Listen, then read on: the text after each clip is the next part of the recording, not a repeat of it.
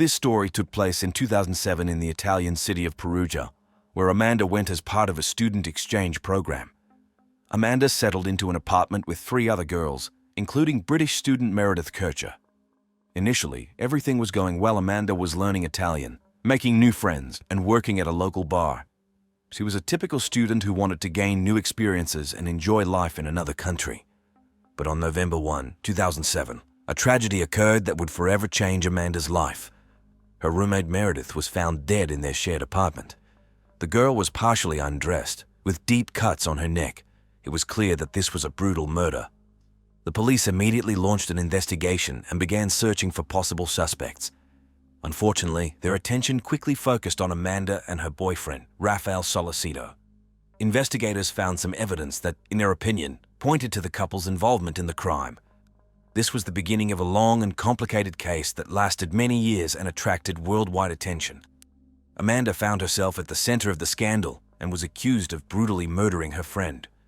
Her life turned into a real nightmare. There are many controversial moments and ambiguous facts in this case. Various pieces of evidence were presented, some of which raised doubts about their reliability. Testimonies were often inconsistent and confusing. Public opinion was divided. Some believed in Amanda's guilt, while others considered her an innocent victim. There are still many details and twists ahead in this story. We will learn more about Amanda's personality, the course of the investigation and the trial, the role of the media and the public in this case. We will try to figure out what really happened on that terrible night and whether the verdict was fair. So let's unravel this tangle of mysteries and riddles together, step by step. Perhaps we will be able to find answers to some questions and understand what Amanda Knox's true role was in this tragic story. So, let's learn more about Amanda Knox before she found herself at the center of this high-profile case. Amanda was born on July 9, 1987, in Seattle, Washington, USA. She grew up in an ordinary American family, not particularly standing out from her peers. From childhood, Amanda showed an interest in learning different languages and cultures. She was an active and sociable girl who easily made new acquaintances. At school, Amanda was particularly interested in literature and foreign languages, which later influenced her choice of future profession. After graduating from high school, Amanda entered the University of Washington, where she began studying Italian. It was this fascination with Italian that became one of the main reasons why she decided to go to Italy to study. Amanda devoted her university years not only to studying, but also to actively participating in student life, joining various youth communities and interest groups. In 2007, Knox learned about a student exchange program that allowed her to spend a whole year in Italy. She immediately decided to take this opportunity and chose the city of Perugia as her destination, one of the oldest university centers in Italy, known for its rich history and culture. For a young girl who wanted to improve her knowledge of Italian and immerse herself in an authentic environment, Perugia seemed like the perfect place. Before leaving for Italy, Amanda had already earned a reputation as a diligent student and an active participant in university life. She not only studied well, but also found time for social activities and volunteering. Amanda participated in various student clubs, especially those related to the study of foreign languages and intercultural exchange. Amanda's interest in Italy was not limited to language and literature. She was fascinated by Italian art, cuisine, and traditions. Amanda dreamed of seeing the masterpieces of Italian artists with her own eyes, tasting real pasta and pizza, and communicating with locals. She was confident that a year in Italy would be an unforgettable adventure for her and would help not only improve her language skills, but also better understand herself and the world around her. Unfortunately, fate had completely different plans for Knox. What was supposed to be a year of dreams turned into the worst nightmare of her life. No one, including Amanda herself, could have imagined the ordeals that awaited her in Perugia and how one tragic event would forever change her fate.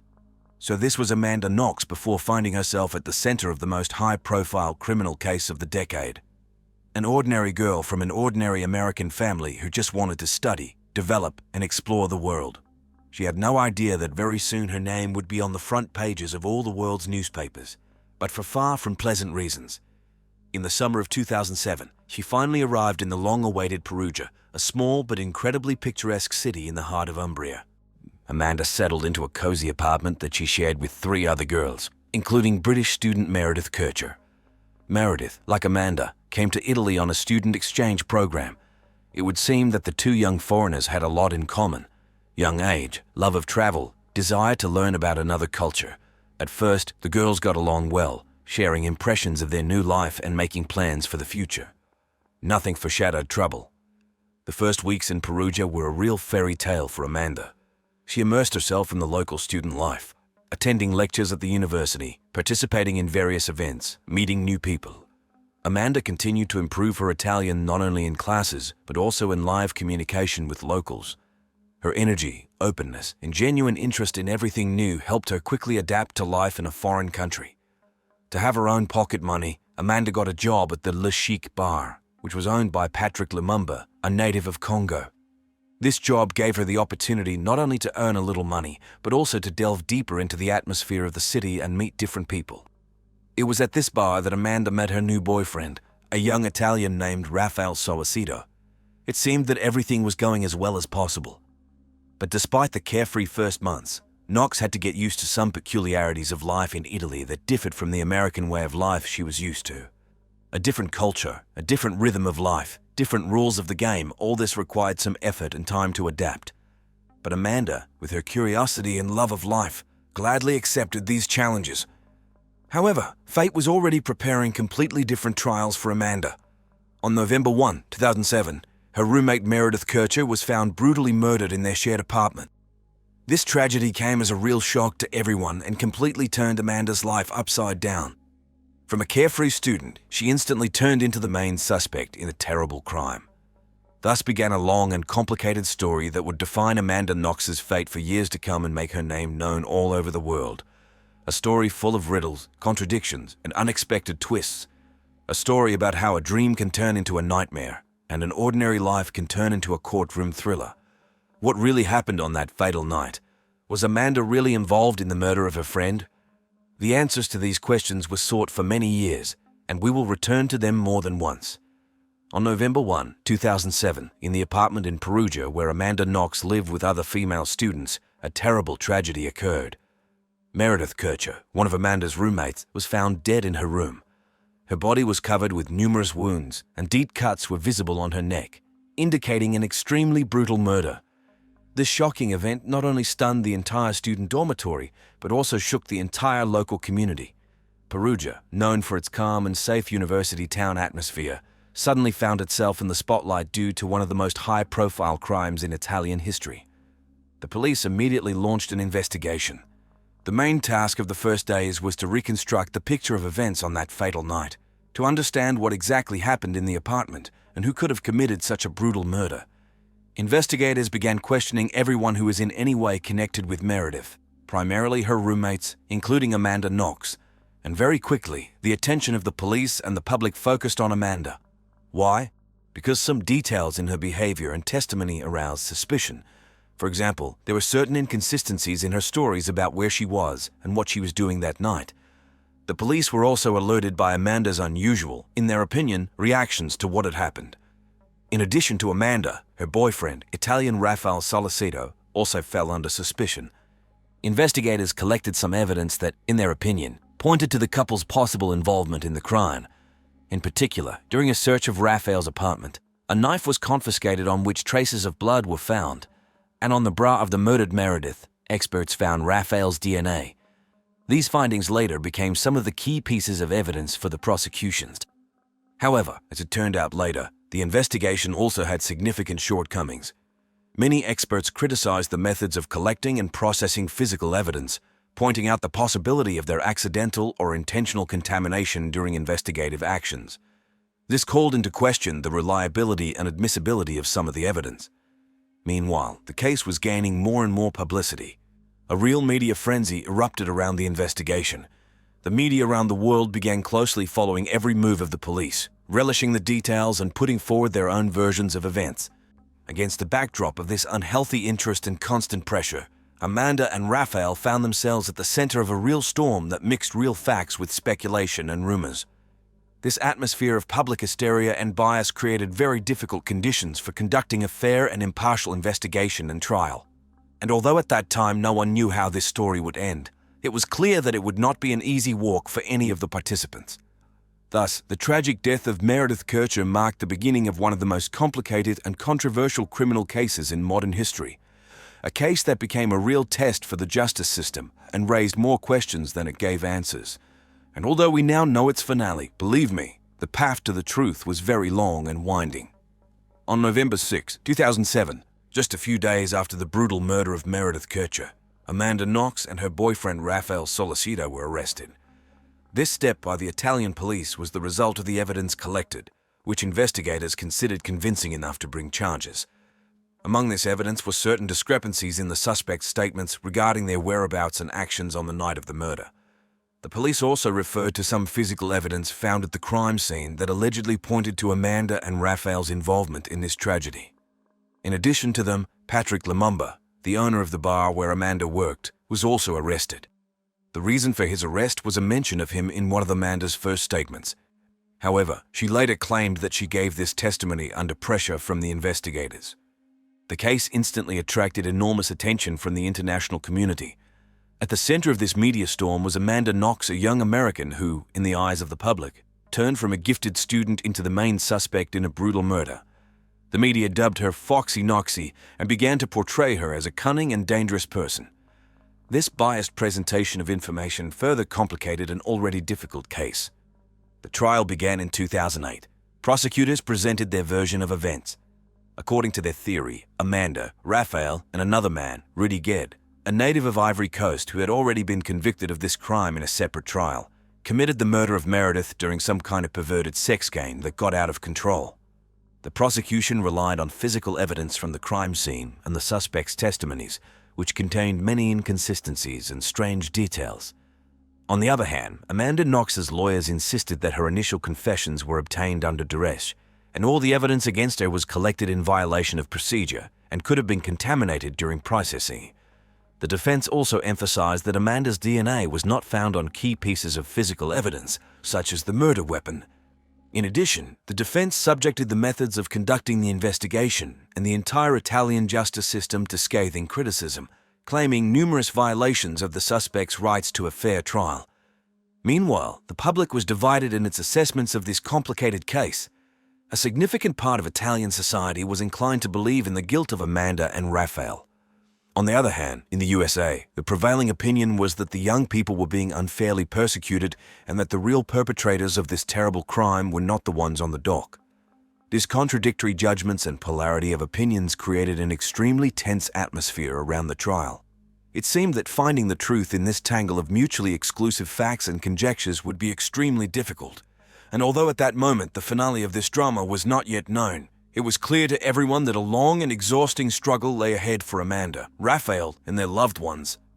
The trial of Amanda Knox and Rafael Sollecito was a real test for the Italian justice system. It took place under the close attention of the world media and was accompanied by fierce public debates. The focus was on the evidence collected by the prosecution, as well as how this evidence was presented and interpreted by prosecutors and lawyers. The prosecution placed particular emphasis on several key elements. Firstly, the presence of Rafael Sollecito's DNA on the clasp of the murdered Meredith Kercher's bra. Prosecutors argued that this finding was irrefutable proof of Rafael's presence at the crime scene at the time of the murder. Secondly, the investigation emphasized the mixed DNA samples of Amanda and Meredith found in the bathroom of their shared apartment. These traces, according to the prosecution, indicated that Amanda was present during the attack on Meredith or immediately after it and tried to cover up the traces. Thirdly, the prosecutors painted a rather unflattering psychological portrait of Amanda Knox. They portrayed her as a cold, calculating, and manipulative person. To support this characterization, they cited evidence of Amanda's strange and not entirely adequate behavior in the first days after the murder. Her alleged inability to show empathy and emotions that would befit an innocent person in such a tragic situation. On the other hand, Amanda and Rafael's defense built its strategy on questioning the reliability and admissibility of the collected evidence. Lawyers argued that in the process of collecting and analyzing physical evidence, significant violations were committed that could lead to their accidental or intentional contamination. And this, accordingly, made such evidence unreliable and unsuitable for use in court. Another important argument of the defense was the unreliability of Amanda's initial testimony. Her lawyers claimed that this testimony was obtained as a result of long and exhausting interrogations conducted without the participation of a lawyer and an interpreter. Under such conditions, according to the defenders, Amanda could break down and provide false testimony that did not correspond to reality. In addition, Knox and Solicito's lawyers drew attention to the absence in the case file of a clear motive that could explain why young people who had no problems with the law suddenly decided to commit such a brutal murder. The defense insisted that the prosecution had failed to provide a convincing answer to this question. It is also important to note the role of the media in this high-profile case. The media closely followed every day of the trial, relishing the smallest details and often taking one side or the other. Some publications openly sympathized with the prosecution, portraying Amanda as a cunning and immoral person. Others, on the contrary, sympathized with the defendants and criticized the actions of the prosecutor's office and the court. Such media bias further fueled passions in society and created additional difficulties for the administration of impartial justice. Thus, the trial of Amanda Knox and Rafael Solicito turned out to be a real battlefield between the prosecution and the defense, where each side tried to present its version of events and convince the jury of its rightness. This confrontation was accompanied by active media intervention and close public attention, which only increased the tension and drama of the situation. And although at that time no one knew how this story would end, it was clear to everyone that it would not be an easy walk. This decision caused a considerable resonance both in Italy and abroad, especially in the USA, Amanda's homeland. Many Americans were shocked and outraged by this verdict, considering it unfair and biased. In the States, calls began to be made for a review of the case, and Amanda herself turned into almost a symbol of the fight against an imperfect justice system. The case gained not only wide public attention, but also a political coloring. American high-ranking officials, including then Secretary of State Hillary Clinton, expressed concern about the fate of their compatriot and called on the Italian authorities to ensure a fair consideration of the appeal. Amanda Knox's story sparked heated debates in Italian society about the state of the criminal justice system, investigative methods, and the problem of the arbitrariness of law enforcement. Many were outraged by how ineptly and tendentiously the police and the prosecutor's office worked, how easily they rejected evidence that did not fit into their version, and how peremptorily they imposed their point of view. For Amanda Knox herself, this story had very serious and dramatic consequences. Even after the final acquittal, it was very difficult for the girl to return to a normal life and get rid of the stigma of a murderer. Her name will forever remain inextricably linked with this high-profile and controversial case. In order to somehow mitigate the negative consequences of what happened, Amanda wrote an autobiographical book and also actively got involved in the work of organizations that help people who have been unjustly convicted or accused of serious crimes. She seeks to draw society's attention to the problems of miscarriages of justice and investigative arbitrariness, warning that anyone can end up behind bars due to an imperfect system. One of the most striking aspects of the Amanda Knox case was the unprecedented media coverage it received. It seemed that the whole world, with bated breath, was following every twist and turn of this detective story. Particularly close attention was paid to the figure of Amanda herself, a young American woman who found herself at the epicenter of this storm. It must be admitted that the media played an extremely ambiguous role in this story. On the one hand, they performed their usual function informing the public about the course of events. But on the other hand, in pursuit of sensationalism and ratings, many media outlets openly speculated on this topic, fueling hysteria and stirring up emotions. The tabloids, both Italian and British, were especially zealous. They quickly stuck the label Foxy Knoxy on Amanda, hinting at her alleged cunning and ability to manipulate people. This image of a sexually liberated, immoral American woman was firmly entrenched in the mass consciousness and undoubtedly greatly harmed Amanda. In general, the media often exploited cliches and stereotypes, contrasting depraved American culture with traditional values of Italian society. Amanda was portrayed as the embodiment of all the vices of modern youth: selfishness, irresponsibility, promiscuity. And Italian justice, accordingly, looked like a bastion of morality and order. Of course, such pressure from the media could not but affect the atmosphere around the trial. It created additional pressure on judges and jurors, because everyone understood that millions of eyes were closely watching their every word and gesture. In such conditions, it was extremely difficult to remain impartial and objective. Public opinion on the case was divided. In Italy, many were inclined to the version of Amanda and Raphael's guilt, believing that the 2009 verdict restored justice. They say the arrogant American was quite rightly punished for a terrible crime. On the other hand, in the United States, sympathies for Amanda prevailed. Most Americans were convinced that their compatriot had become a victim of a biased and incompetent investigation, that she was convicted on the basis of circumstantial evidence and speculation. It is not surprising if the Knox case quickly acquired a political coloring, and although Amanda and Raphael were eventually acquitted, this story had serious and long-term consequences. In particular, it forced the Italian authorities to think about the need for reforms in the criminal justice system. After all, it became obvious that the current procedures for collecting and evaluating evidence are far from perfect, and the rights of suspects and accused are often violated. At the same time, the Knox case gave impetus to a discussion about ethical standards in journalism. Many experts pointed out the unacceptability of such irresponsible and biased coverage of high-profile criminal cases. After all, media pressure and whipping up hysteria seriously affect public sentiment and can push the court to make politically motivated decisions. One cannot fail to mention the cultural impact of the Amanda Knox case. Based on these events, many books were written, several documentaries and feature films were made. Each such work offered its own interpretation of what happened, placed its own accents and evaluated the characters in its own way. In general, this story left a deep mark on the collective memory and continues to influence the image of Italy, especially in terms of the impartiality and professionalism of its justice system. There is no doubt that interest in the Amanda Knox case will not fade for many years to come, because it has become the embodiment of the eternal human drama, the clash of good and evil, truth and falsehood, justice and prejudice. In December 2009, an Italian court found Amanda Knox and her then-boyfriend Raphael Solicito guilty of the murder of British student Meredith Kercher. Amanda was sentenced to 26 years in prison, Raphael to 25 years. It would seem that a line had been drawn under this high-profile case. But in reality, everything was just beginning. The fact is that the verdict caused considerable indignation and protests both in Italy and abroad, especially in the United States. Many believed that the court was biased and the evidence unconvincing and contradictory. Under pressure from the public and the efforts of the defense team, a retrial was scheduled in 2010. And in 2013, what supporters of Amanda and Raphael had been waiting for so long happened. The appellate court heeded the arguments of the defense and agreed to reconsider the key evidence in the case.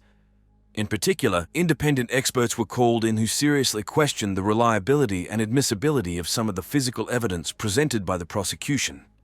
It turned out that in the collection and storage of this evidence, significant violations were committed that could lead to their accidental or deliberate contamination. That is, it could not be said with certainty that, for example, the DNA of the suspects on certain items got there precisely during the commission of the crime and not got there through the negligence of the investigators. This expert testimony was decisive. In October 2011, the appellate court overturned the conviction and declared Amanda Knox and Raphael Solicito not guilty of the murder of Meredith Kercher. They were immediately released from custody, and Amanda was finally able to return home to Seattle. But even with that, the case did not end. The prosecution appealed the decision of the appellate court to the Supreme Court of Cassation of Italy, and in March 2013, this court unexpectedly overturned the acquittal and ordered a retrial. This turn of events shocked many and caused a new surge of public outrage. However, during the new appellate process in 2014, the prosecution again failed to provide compelling evidence of Amanda and Raphael's guilt. Finally, in March 2015, the Italian Supreme Court upheld their final acquittal and closed the case. This time forever. After all these dramatic events, Amanda Knox returned to the United States and tried to start a new life. However, as you can imagine, it was very difficult for her to do this. She will forever remain a person whose name is inextricably linked with one of the loudest and most controversial trials of our time. Knox did not hide from this burden. On the contrary, she decided to use her experience and popularity to draw attention to the problems of the criminal justice system. She began to actively advocate for reforms, give interviews, and write books. Her case has become a kind of symbol of a miscarriage of justice and a call for greater caution and responsibility in the investigation and consideration of criminal cases. In general, this story left us with many lessons. It showed how important it is to strictly adhere to procedural norms when collecting and using evidence. How powerful and dangerous the influence of the media and public opinion on the course of a trial can be, and how difficult it is to correct a miscarriage of justice if it has already occurred. The Amanda Knox case will forever go down in history as an example that even the loudest and seemingly obvious accusations can sometimes turn out to be false. and that the right to a fair trial and the presumption of innocence must be reliably protected under any circumstances. The central coast of New South Wales in Australia conceals a place with a grim reputation, Snapper Point, also known as the Deadly Cliffs. Despite being a popular tourist attraction, especially among fishing enthusiasts, this location is notorious for its steep, jagged cliffs. It's not uncommon for people to fall from these slopes straight into the turbulent ocean or get swept away by sudden waves. In recent years, at least 16 tourists have lost their lives in this area. However, as practice shows, it's not always just a blind chance or the whims of nature that cause these deaths. This story is about one such case. On April 24, 2016, around 10:30 in the morning, several visiting fishermen were going about their business near Snapper Point. Suddenly, some of them, looking down from the cliffs, noticed a strange object beating against the waves. It quickly became clear that it was a body wrapped in black plastic, another victim of the treacherous Deadly Cliffs. One of the witnesses immediately reported the gruesome find to the police. Soon, a rescue helicopter arrived at the scene to retrieve the body, which was lying face down. But from the first glance, the specialist realized that this was no mere accident. The discovered body belonged to a young girl and had over 30 stab wounds. Particularly deep blows were inflicted on the neck, and there were traces on the hands and wrists indicating desperate attempts to defend herself.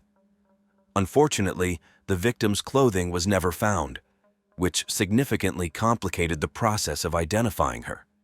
The primary task for the police was to establish the identity of the deceased, and only then reconstruct the chain of events that led the girl to the medical examiner's table.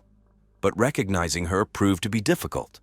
There were no distinctive features or characteristic details of appearance. The expert determined that death occurred as a result of a brutal stabbing, and the defensive wounds on the hands indicated that the girl fought for her life until the very end. The fact that the body was found naked suggested a probable rape, but it was impossible to confirm or refute this version. The water washed away all potential evidence. To help identify the victim, law enforcement officers created a computer reconstruction of her appearance and published it online, dubbing the deceased Snapper Point Jane Doe. The girl had Asian facial features, looked to be 20 to 35 years old, was of average build, about 5 feet 7 inches tall, with dark chestnut shoulder-length hair. The condition of the body suggested that it had been in the water for a relatively short time. Questioning fishermen and other potential witnesses yielded no results. No one saw anyone throw a dead girl from the cliffs into the water.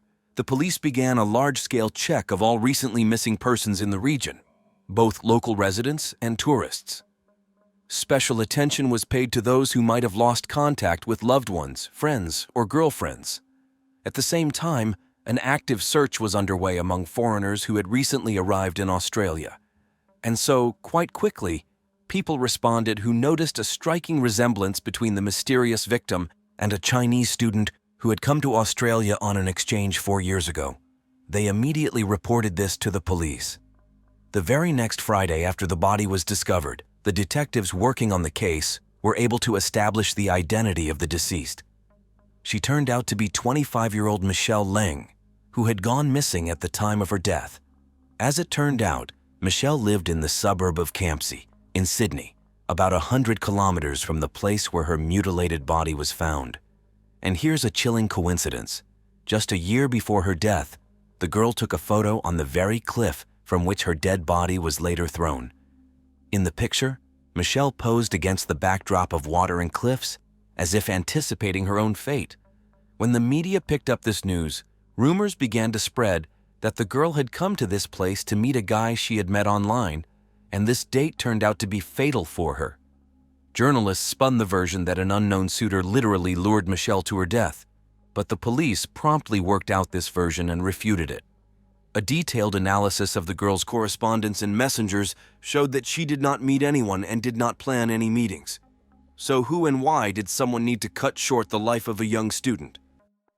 To answer this question, investigators had to delve deeper into the details of Michelle's life and surroundings.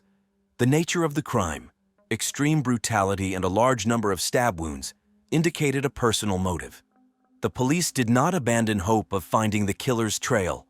It was established that Michelle Leng was born in China in 1991 and had been very close to her mother, Mei Jiang, all her life. Michelle Leng's life path was full of trials from a young age. A heavy blow to the family was the death of the girl's father during a devastating earthquake that occurred in her hometown in China.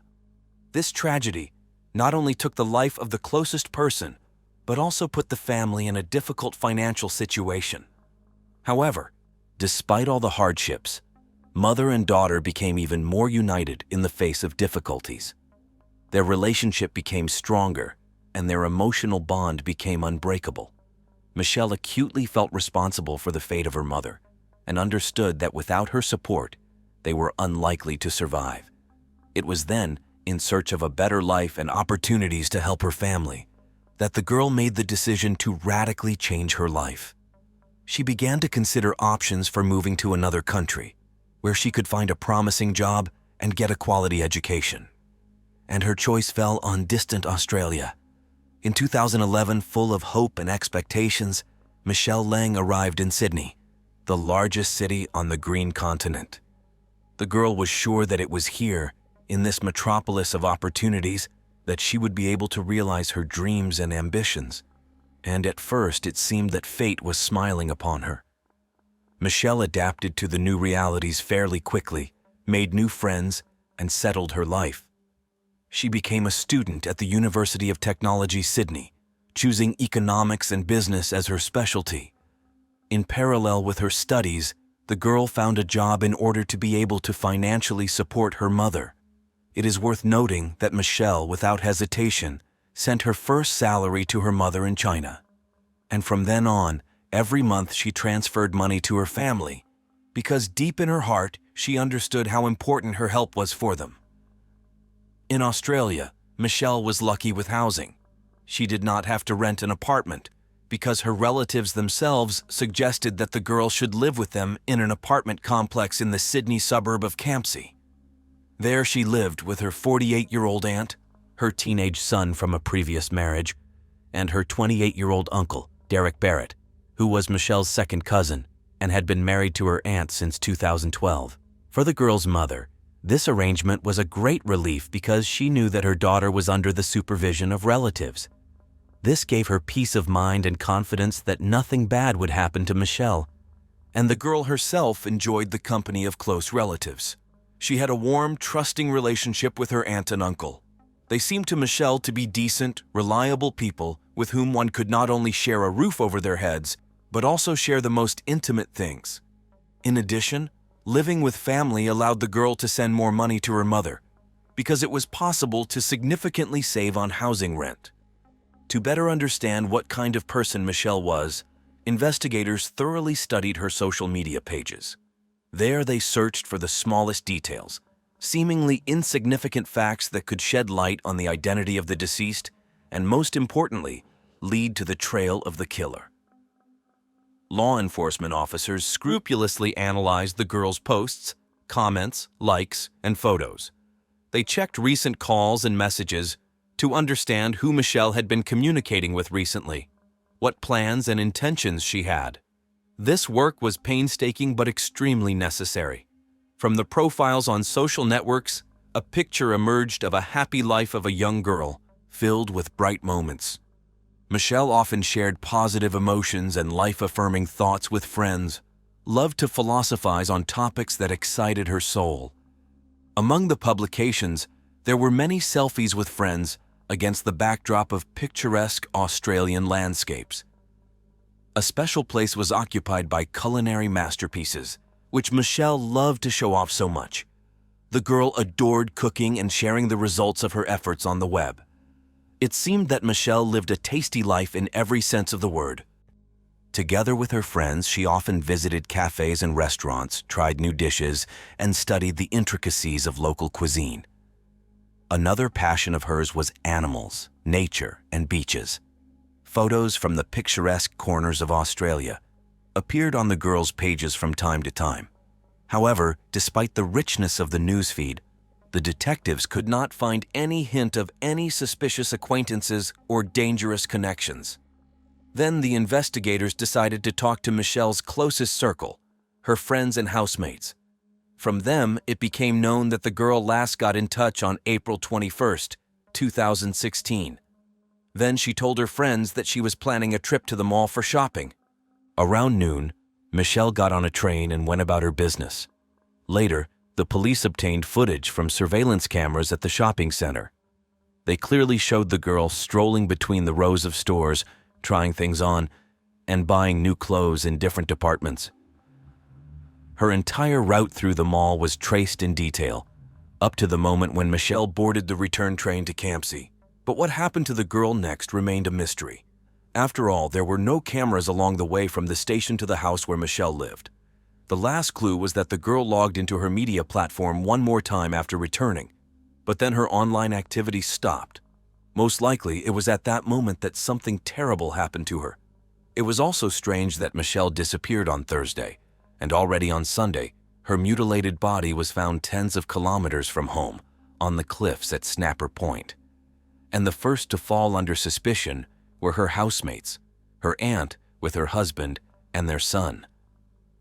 The woman confessed to the police that on the day of her niece's disappearance, she was in another city on business, so she did not even know whether Michelle had returned from shopping.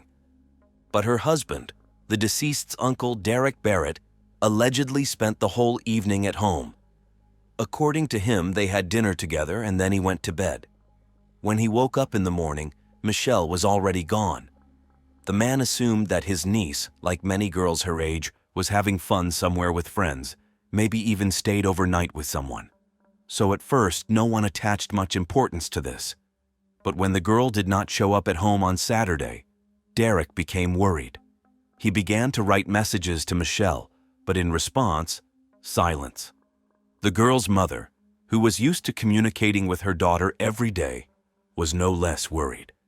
Usually they talked a lot on the phone, but this time, Michelle seemed to have vanished into thin air. The aunt, returning home on Sunday, decided to look into her niece's room, and two things alerted her. Firstly, all of Michelle's things were in their places. It seemed that the girl was not going to go anywhere for a long time. And secondly, perfect cleanliness reigned in the room, as if Michelle had put things in order before something. And this was also very strange. The aunt and uncle, shocked by the suspicious circumstances of Michelle's disappearance, decided to contact the police. Their statement was received almost simultaneously with the message from the girl's friends, who actively disseminated information about her disappearance on the web. Thanks to Michelle's wide circle of acquaintances, the news of her disappearance spread like lightning across the internet and became public knowledge. The publication on the Chinese website Weibo turned out to be especially resonant. It helped to link the unidentified body found on the cliffs with the missing student. Detectives, having processed all available information about Michelle, came to the conclusion that the girl had no obvious ill-wishers. In addition, she was quite smart and savvy to stand up for herself if necessary. Cheerful and sociable, Michelle was unlikely to become a victim of a targeted murder. So the police suggested that it could have been an attack by some maniac operating in the area. However, no other similar crimes were recorded in the area. While Michelle's killer was freely roaming at large, the public was increasingly worried about their own safety and expressed dissatisfaction with the actions of law enforcement officers. It seemed that the investigation had reached a dead end. Considering all possible versions, the investigators did not rule out racist motives. After all, the victim was an Asian girl. All students of the appropriate origin were warned about the potential danger. Until the criminal was at large, none of them could feel safe. Society demanded that the police solve the murder and arrest the suspect as soon as possible. Michelle's grief-stricken mother arrived in Australia to meet with the relatives with whom her daughter lived until her death. The woman gave several interviews to the press in which she promised to make every effort to find the dangerous criminal. She was full of determination and put a lot of pressure on the police. From her, journalists learned that Michelle's grandmother could not withstand the news of her granddaughter's death and died of a heart attack. Thus, the killer took the lives of two family members at once. First of all, The investigators thoroughly checked the alibis of Michelle's closest circle. Her aunt had reliable confirmation that on the day of her niece's disappearance, she was on a business trip in a small town south of Sydney. This was evidenced by several witnesses, as well as tickets for transport and surveillance camera recordings. The woman herself was very hard going through the tragedy, blaming herself for not protecting Michelle. In her opinion, if she had not left home on that ill-fated day, then perhaps she could have prevented the disaster and saved her niece's life. The deceased's cousin, who lived with Michelle, her aunt, and his stepfather, also had an alibi. On the day of the girl's disappearance, he was engaged in everyday affairs, went to school, met with friends. Unlike Uncle Derek, the boy admitted that he did not see his sister on Thursday. Derek himself claimed that he spent the whole day at the computer. Being an IT specialist, the man supposedly worked hard on urgent projects that he had to complete by Monday. Michelle's cousin confirmed that his uncle really did not leave the computer then, but the boy could vouch for only about 3 hours spent with Derek in the apartment. Subsequently, the teenager made a shocking confession to the investigation. In general, neither Derek nor his stepson had a reliable alibi, so the police bombarded them with questions. After the first interrogation, Derek suddenly changed his testimony. It turned out that in fact, he left the house and met with some girl while his wife was away. This detail immediately attracted the attention of investigators. When asked why he did not tell about this immediately, the man referred to problems with drug addiction. Allegedly, due to the use of psychotropic substances, he has memory lapses, so he remembers the events of that day very vaguely. Such a confession sharply contrasted with the previous image of a decent family man that Derek was trying to create, and he could not provide the contacts of the girl with whom he allegedly met, so no one believed this version. Then Derek changed his testimony again. Now he stated that he was simply afraid to admit to cheating so as not to lose his wife if she found out about everything. This story seemed extremely dubious to the detectives. In addition, they noticed discrepancies in the testimony of Derek and his stepson, so the investigators' suspicions focused on the figure of Michelle's stepfather. To shed light on this dark story, the police decided to find out more about Derek Barrett and study the information from his mobile phone. By tracking the geolocation, law enforcement officers found that literally half an hour before the discovery of Michelle's body, the suspect's phone lit up 10 kilometers from Snapper Point. After reviewing the footage from surveillance cameras, investigators recorded how Derek refueled his car at a gas station near the crime scene. There, he also bought some drinks, paying with a bank card. The surveillance camera footage at the gas station clearly captured Derek Barrett, leaving no doubt about his presence in the area. So the detectives decided to ask what the suspect was doing so close to where Michelle's body was found shortly before its discovery. The man explained his presence at Snapper Point by visiting relatives. As it later turned out, Derek knew these places very well, as he was born and raised nearby. Moreover, a year ago, it was he who took Michelle to Snapper Point, where the girl even managed to take several photos against the backdrop of picturesque cliffs. However, such a coincidence seemed extremely dubious to the investigators, although they understood that it would not be easy to prove Derek's involvement in the crime. However, intuition persistently suggested to the cops that it was worth digging deeper in the direction of Barrett. So they obtained permission for a more detailed study of the contents of his mobile phone, hoping to find at least some clues that would link the suspect with the victim. And their efforts were not in vain. Thanks to special programs, experts were able to restore a lot of deleted photos and videos that shocked seasoned police officers. In many frames, Michelle was completely naked and, it seems, did not even suspect that she was being filmed secretly.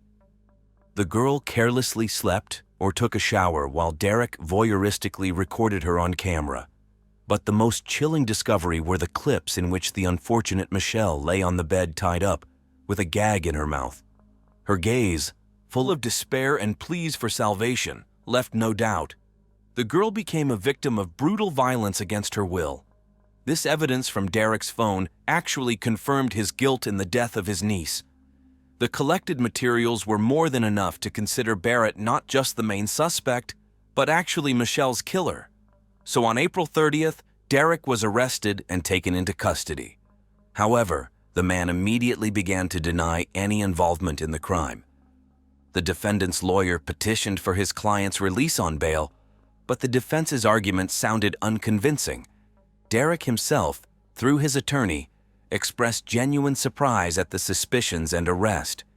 Despite this, his wife, the aunt of the deceased Michelle, immediately filed for divorce. The woman was stunned by what had been happening within the walls of her house right under her nose. How could she have failed to notice all these warning signs earlier? She and her son immediately cut off all relations with Derek. Investigators determined that the photos of Michelle bound and gagged were taken on the day of her disappearance. Thus, the girl simply had no chance to tell anyone about the violence she had endured. Derek had personally documented his horrific crime against his defenseless niece. On his phone, earlier recordings were also found where he abused Michelle in a somewhat milder form. The girl probably did not realize the full danger, which is why she remained silent about her uncle's perversions. The collected evidence allowed investigators to reconstruct the picture of what happened on that fateful day of April 21st, 2016. When Michelle returned home, Derek snuck into her room and forcibly made her undress. Then he tied the girl up and gagged her. Recording all of this on camera, the pervert hurt his victim. Soon after, Michelle's cousin, her aunt's son, returned home. The boy reported that for almost the entire time he was in the apartment, he did not see his stepfather but only heard some sounds. Apparently, water was constantly running in the shower, and Derek wasn't coming out for some reason. This seemed suspicious to the teenager, so he even became a bit worried. He approached the bathroom door and asked his stepfather if everything was all right. Hearing an affirmative response, the boy calmed down somewhat. Still, it was strange that Derek had been in the shower for almost 3 hours straight. During all this time, the man only opened the door once to ask his stepson to hand him some shampoo he had supposedly forgotten in the room. At the same time, Derek did not allow the boy to enter. Michelle's cousin sensed something was wrong but didn't dare to argue with his stepfather. At that moment, the teenager had no idea that he had narrowly missed witnessing the violence and that he could have saved his sister if he had insisted. The boy had no idea that Michelle was at home all this time. After all, judging by everything, she was tied up in her room upstairs. Shortly after her cousin left for a walk with friends, the unfortunate girl met her death at the hands of the perverted sadist. Derek managed to conceal the exact course of events and circumstances of the murder. The man claimed that due to drug use, he suffered from amnesia, so he simply didn't remember the details. It is only known that after the killing, Michelle's body ended up in the trunk of Derek's car. On April 23rd, the day after the murder, surveillance cameras on a neighboring house recorded the suspect taking out the trash from his home 4 times. Most likely, this was Derek's attempt to get rid of blood traces in the room. Then the man took the body to Sniper Point, the place where Michelle's mutilated remains were later discovered. Recordings from other surveillance cameras confirm that around 7 in the morning on April 24th, Derek's car entered the territory of Lake Manmura National Park. Just a few hours later, the girl's body was found by fishermen at the foot of the cliffs. The collected evidence was quite sufficient to prove Derek Barrett's guilt. The only chance for the defendant to avoid responsibility could have been declaring him insane. This is what the man's defense insisted on, using his claimed amnesia as an argument. However, the conclusions of the psychiatric examination were disappointing for Derek. The doctors did not find any deviations or disorders in him that could have affected his awareness of his own actions. This meant that the man was fully capable of standing trial and answering for his actions. So, after consulting with his lawyer, Derek Barrett decided to plead guilty to all charges, hoping to mitigate his sentence this way. During the trial, he tearfully apologized several times to those present, especially to his victim's mother. However, even in the dock, Derek continued to insist that drug problems had led to lapses in his memory. During the court hearing, Derek Barrett repeatedly stated that the events of that fateful day were forever etched in his memory, not allowing him to sleep peacefully at night. The man claimed that he was tormented by nightmares from which he would wake up in tears. The accused even expressed remorse for his actions, assuring that he sincerely regretted the consequences of his deeds. However, Derek continued to insist that on the day of the murder, he was under the strong influence of narcotics, which caused him to be unaware of his actions and unable to recall the details of what had happened. While in prison, he even wrote a letter to his victim's mother, May, in which he begged for forgiveness. In his message, Derek apologized 1,000 times for what he had done, assuring that he deeply regretted the crime committed.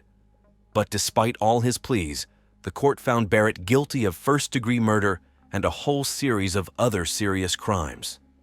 The incredible cruelty and perverted nature of the sexual violence Michelle endured became aggravating circumstances in the sentencing. Consequently, Derek was sentenced to 46 years in prison. According to Australian law, he will have the right to apply for parole after serving 34 years of this term.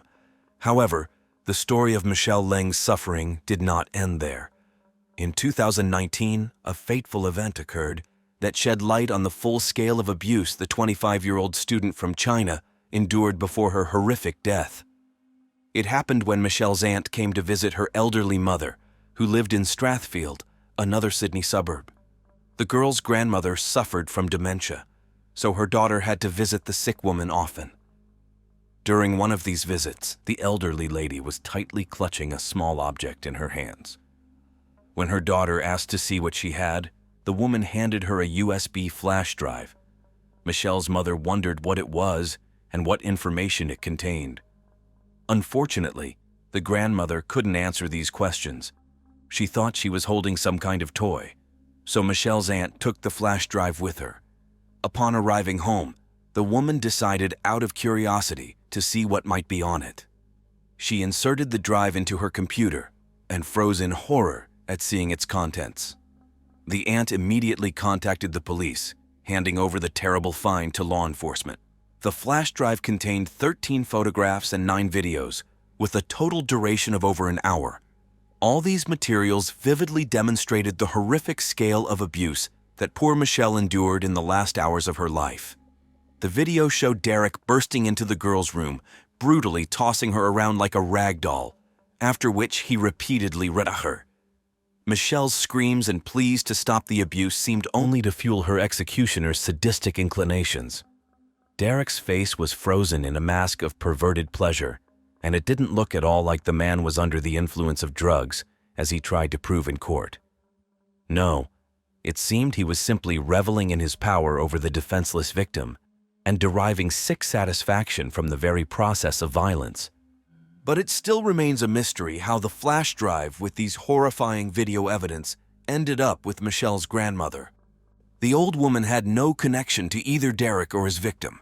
She lived quite far from Campsie, and she couldn't explain the origin of the USB drive herself due to progressive dementia.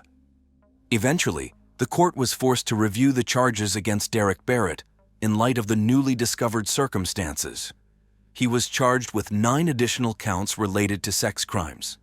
This increased his prison term by 20 years to 66, and the period after which Barrett can apply for parole increased to 36.5 years. The relatives of the deceased girl insisted that her killer should be sentenced to life imprisonment without the possibility of parole. In their opinion, the terrible cruelty and perverted nature of the crime against poor Michelle could not have any other verdict. The judge took into account the appeal of the victim's loved ones, but noted that from a legal standpoint, life imprisonment was not possible in this case. So Derek Barrett will have the right to file his first petition for parole no earlier than 2052. But even this term seems too merciful, given the suffering that Michelle and her loved ones endured at his hands.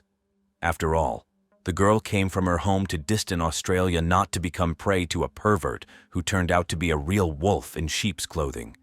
Michelle was simply trying to help her mother and ease the financial burden on her family by agreeing to live with relatives and save on rent. The unfortunate victim silently endured abuse for 4 long years, hoping that one day it would finally stop. Unfortunately, instead of rescue, She was met with a tragic and premature death at the hands of her sadistic uncle. The tragic story of Michelle Leng is a bitter lesson for all of us. It reminds us how important it is to be vigilant and careful, even when it seems there is no danger. For sometimes evil hides where we least expect to see it. First and foremost, this story underscores the importance of open dialogue in the family. If Michelle had felt she could safely tell someone about what was happening, perhaps the tragedy could have been avoided. So creating an atmosphere of trust and mutual understanding between loved ones is the first step to preventing such situations. Also, this terrible story teaches us not to ignore warning signs. Perhaps if Michelle's relatives had been more attentive to changes in her behavior, they could have raised the alarm in time. So if you notice that something incomprehensible is happening with your loved ones, don't be afraid to reveal it and offer your help. Women and girls should be especially careful. Unfortunately, they most often become victims of domestic violence and perverted encroachments. So it's so important not to be silent, not to be ashamed, and not to endure abuse. If you feel something is wrong, immediately seek protection from relatives or contact law enforcement. Let Michelle's death not be in vain. Let's make her story a warning to all of us. Let's be more sensitive to our loved ones, more attentive to alarming bells, and always ready to come to the aid of those who need it. People are capable of horrific acts towards one another, but what could be worse than the cruelty of one's own parents? This is a story about Lacey, a girl whose life was cut short due to the inhumane conditions in which she was kept by her closest relatives. Lacey, we don't know much about her as she rarely appeared in public. According to neighbors' recollections, she was a cheerful, inquisitive child. She was passionate about volleyball, loved watching Disney cartoons, and listening to country music. A typical girl with a carefree childhood. But everything changed when Lacey turned 9. Her family, consisting of her mother Sheila and father Clay, decided to move to a new home in the town of Slaughter, Louisiana. Little did they know that this house would become a real prison for their daughter. When Lacey was supposed to start 9th grade, her parents suddenly decided to switch her to homeschooling. Perhaps they thought it would be better for the girl, but in reality it marked the beginning of her isolation from the outside world.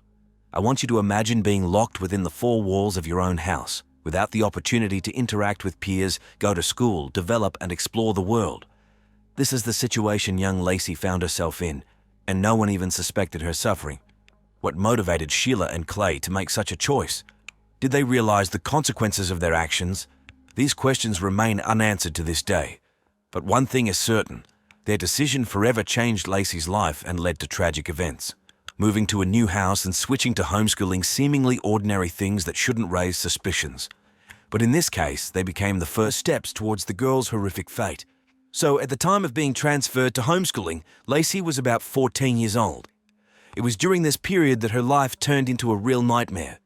The girl found herself in complete isolation from the outside world. As it turned out later, Lacey suffered from autism and a severe form of social phobia. These diagnoses became a life sentence for her. Over the years, the illness progressed, and the girl increasingly immersed herself in her own world, shutting herself off from reality. It can be assumed that it was precisely due to the exacerbation of Lacey's condition that her parents decided to switch her to homeschooling. Perhaps they thought it would be better for her, that she would feel safer in a home environment. But did they realize the consequences this isolation would lead to? Imagine a teenager who is afraid to step outside their own house, who doesn't have the opportunity to interact with peers, make friends, explore the world. For Lacey, with her diagnosis, it was a real ordeal. She found herself trapped by her own fears and limitations. But this is just the beginning of the tragedies the girl had to face. A girl who needed help and support found herself in complete isolation. And most terrifying of all, it happened through the fault of her own parents. Why didn't Sheila and Clay seek professional help for their daughter? Why did they decide that homeschooling and isolation were the solution? I want you, the one watching this video right now, to know that it's important to be attentive to those who need our help and support. Perhaps if someone had intervened, if someone had reached out to help Lacey, her fate would have been different. Years passed and Lacey became increasingly invisible to those around her.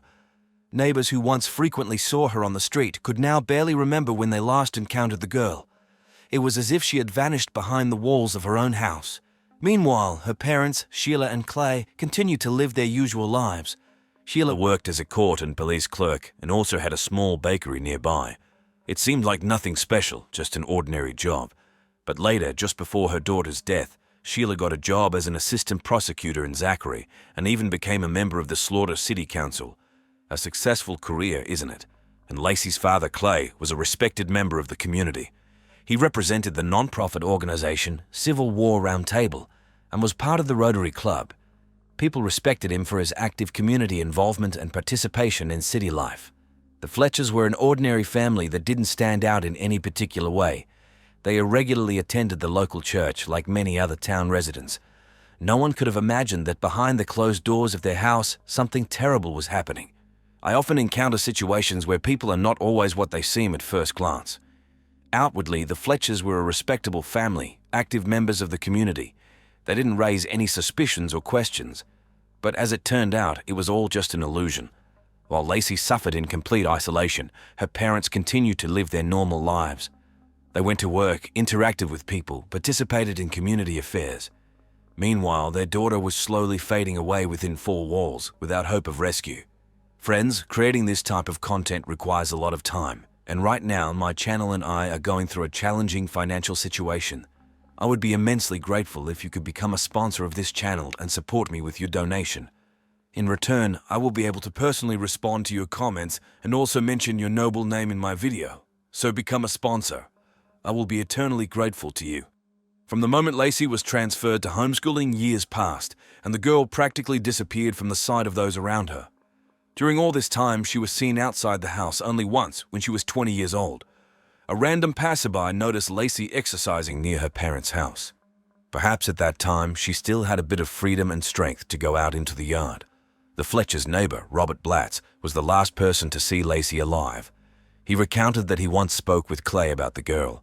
He inquired about how she was doing and where she had gone, as she hadn't been seen for a long time. To which Clay briefly replied that his daughter lived with them, she was in the house, and quickly changed the subject. At the time, it didn't raise any suspicions for Robert. He likely knew about Lacey's social phobia and her health issues, so he didn't press further. Moreover, the Fletcher family had an impeccable reputation among neighbors. They were respected members of the community, and nothing indicated any possible trouble.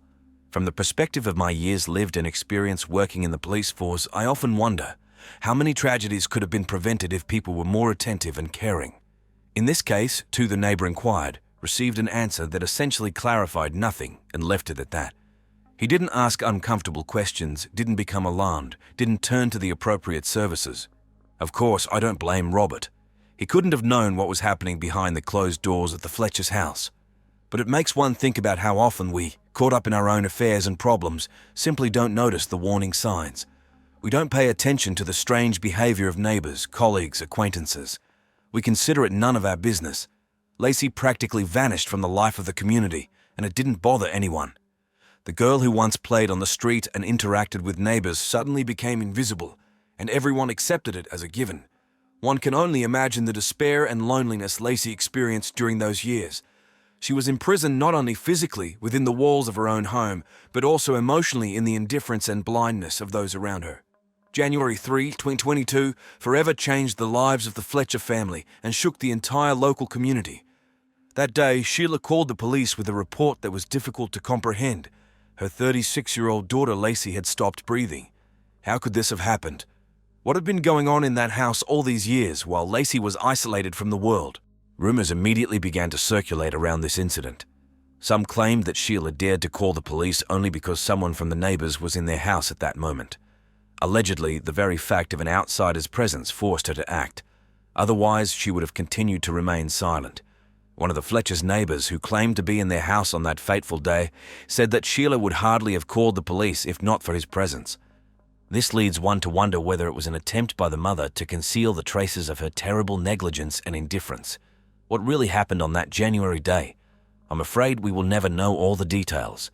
The only thing known for certain is that Lacey was found dead in her own bed, in a house that should have been a cozy shelter for her, but instead became a place of suffering and death.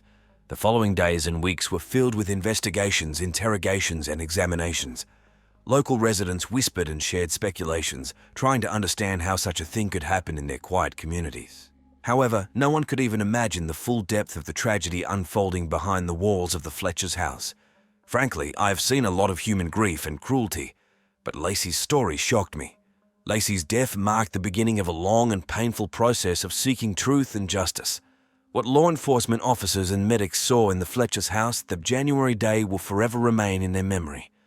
In the living room on the couch, they discovered the body of 36-year-old Lacey Ellen Fletcher, who had been lying there for the last 12 years of her life. The scene that opened before their eyes was horrific. Lacey's body was disfigured by pressure sores, which had likely formed from prolonged contact with the surface of the couch. Her skin was covered in ulcers and her own excrement, indicating a complete absence of basic hygiene and care. The most shocking aspect was that insect larvae and rat droppings covered the girl's body. This suggested that she had literally rotted alive in that spot without any assistance or intervention. Medical experts who examined Lacey's body noted that she had literally grown into the couch. It's possible that the girl had not gotten up from it for so long that her muscles had atrophied and her skin had fused with the surface of the furniture. Lacey's legs were bent under her body in an unnatural position, indicating her immobility for an extended period. At the time of her death, Lacey was wearing only a dirty, tattered t-shirt. She weighed a mere 43 kilograms, which was catastrophically low for an adult woman of her height. Most likely, the girl suffered from severe malnutrition and dehydration, which led to her death. Some sources also reported that the autopsy results revealed the presence of coronavirus in Lacey's body. This was surprising because, according to the testimonies of neighbors and relatives, the only people the girl had contact with in recent years were her own parents. The question arose, could they have been the ones to infect their daughter during the pandemic? When cops began investigating the circumstances of Lacey Fletcher's death, one of the key questions was, what had caused her demise? The answer that investigators received from medical experts was shocking. According to the coroner, Dr. Hasbrook Mims, Lacey had fallen victim to serious medical neglect by her caregivers, her own parents. For years, they had disregarded their daughter's basic needs, leading to a whole range of health problems. Due to chronic malnutrition and acute starvation, Lacey's body was depleted, deprived of vital nutrients. Her muscles had atrophied due to prolonged immobility, resulting in the formation of pressure sores and ulcers on her body. But the most terrifying aspect was that at some point, Lacey developed osteomyelitis, an infectious inflammation of the bone tissue. The pathogens had likely entered her body through open wounds and ulcers. Without proper treatment, the infection spread throughout her body, causing sepsis, a life-threatening reaction of the body to inflammation. Law enforcement also studied information that Lacey might have suffered from locked-in syndrome, also known as pseudocoma. According to some accounts, the girl seemed to be in a state of paralysis, unable to move or speak, although her consciousness was alert. But Dr. Hasbrook Mims refuted these assumptions, noting that apart from the previously diagnosed autism and social phobia, no other neurological disorders were detected in Lacey. It is striking that Lacey's last documented visit to a doctor occurred when she was only 16 years old. Just imagine, 20 years without proper medical supervision, without basic checkups and tests. During this time, any disease could have developed and led to fatal consequences. I cannot comprehend how parents could allow their daughter to end up in such a terrible state. After all, they lived with her under the same roof, saw her every day. Were they so blind or indifferent as to not notice the obvious signs of illness and decline? Of course, one could refer to Lacey's mental state, her social phobia, and reluctance to contact the outside world. But this is no excuse for the parents. It was their duty to provide their daughter with proper care and treatment, even if it meant resorting to coercive measures. In May 2022, after a thorough investigation into the circumstances of Lacey Fletcher's death, her parents, Sheila and Clay, were formally charged with second-degree murder. This was the first step towards justice for the girl who had suffered in silence for so many years. Despite the severity of the crime, they spent only 36 hours behind bars.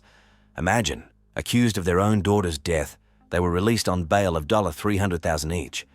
This amount may seem enormous to the average person, but for a couple who held quite high positions in the local community, it wasn't that much. Of course, releasing suspects on bail is a common practice in our justice system. But in this case, it was difficult to come to terms with the fact that people who had brought their own daughter to such a horrible state could calmly await trial in the comfort of their own home. However, even the highest bail could not soften the shock and outrage that gripped the jurors when they were shown footage from the crime scene and photographs of Lacey's body during the court session. Imagine people's reactions to these chilling images. Some couldn't hold back tears, while others turned away, unable to look at the screen. Even experienced lawyers and law enforcement officers who had seen plenty of brutality in their practice were stunned by the extent of suffering Lacey had endured. This evidence became irrefutable proof of the inhumane conditions in which the girl had lived the last years of her life. The jurors saw with their own eyes the precious sores and ulcers on her body, the insects and rodents that had infested her bed, the filth and neglect of the room where she had spent her final days. During interrogations, Sheila and Clay Fletcher tried to justify their inaction and negligence in caring for their daughter. They told detectives that Lacey suffered from autism and an extremely severe form of social phobia, which only worsened over the years. According to their account, the girl was terrified of leaving the confines of the house and avoided any contact with the outside world. Allegedly, this was why she stayed in her room around the clock, refusing even to get up from the couch. The Fletchers claimed that the crisis in Lacey's condition occurred when she was a little over 20. The girl had supposedly disappeared, completely entirely isolating herself, losing any desire for communication and activity. She would allegedly scream and throw tantrums when someone tried to persuade her to leave her comfort zone. Clay and Sheila insisted that they had made attempts to help their daughter. They claimed to have tried to lift her from the couch, force her to move, but it only worsened the situation. Lacey would allegedly fall into such severe stress and aggression that the parents were simply afraid to change anything. Particularly cynical were Sheila's words about how Lacey never complained about the precious sores and wounds that festered on her emaciated body. The mother claimed that she regularly examined and treated these ulcers, but the girl allegedly didn't want to be bothered. On the one hand, I understood that raising and caring for a child with such serious mental disorders is indeed a difficult challenge for parents. No one is immune to the possibility of the illness progressing and complicating life for the entire family. But on the other hand, before the investigators sat two adult, educated people who had essentially watched their daughter die in her own home slowly, in agony, in filth and loneliness. I couldn't and didn't want to find excuses for them. Even if Lacey truly refused help and contact, shouldn't the parents have taken more decisive measures? Seek medical assistance, call in specialists, resort to involuntary hospitalization? After all, it was a matter of their own child's life and health. Instead, they watched their daughter's slow agony for years. They watched as she died alive among her own waste. And this was despite the fact that they themselves led quite active social lives, pursued careers, and attended church. Throughout the investigation and trial, Sheila and Clay Fletcher tried to justify their inaction by claiming that Lacey was an adult and therefore had the right to make her own decisions about her life. They argued that the girl had consciously chosen to remain confined to the couch, refusing any activity or assistance. According to the parents' version, they simply accepted their daughter's choice and allowed her to exist in this way. They claimed that Lacey had retained mental clarity and the ability to communicate until her last day, which meant she could have changed her situation if she had wanted to. The Fletchers insisted that they suspected nothing, as they had last seen their daughter alive. They allegedly found her dead when they returned home after a weekend trip. But these statements raised serious doubts for me as an investigator. After all, the condition in which Lacey's body was found clearly indicated that the girl had been dying in bed for more than one day, surrounded by filth, parasites, and her own waste.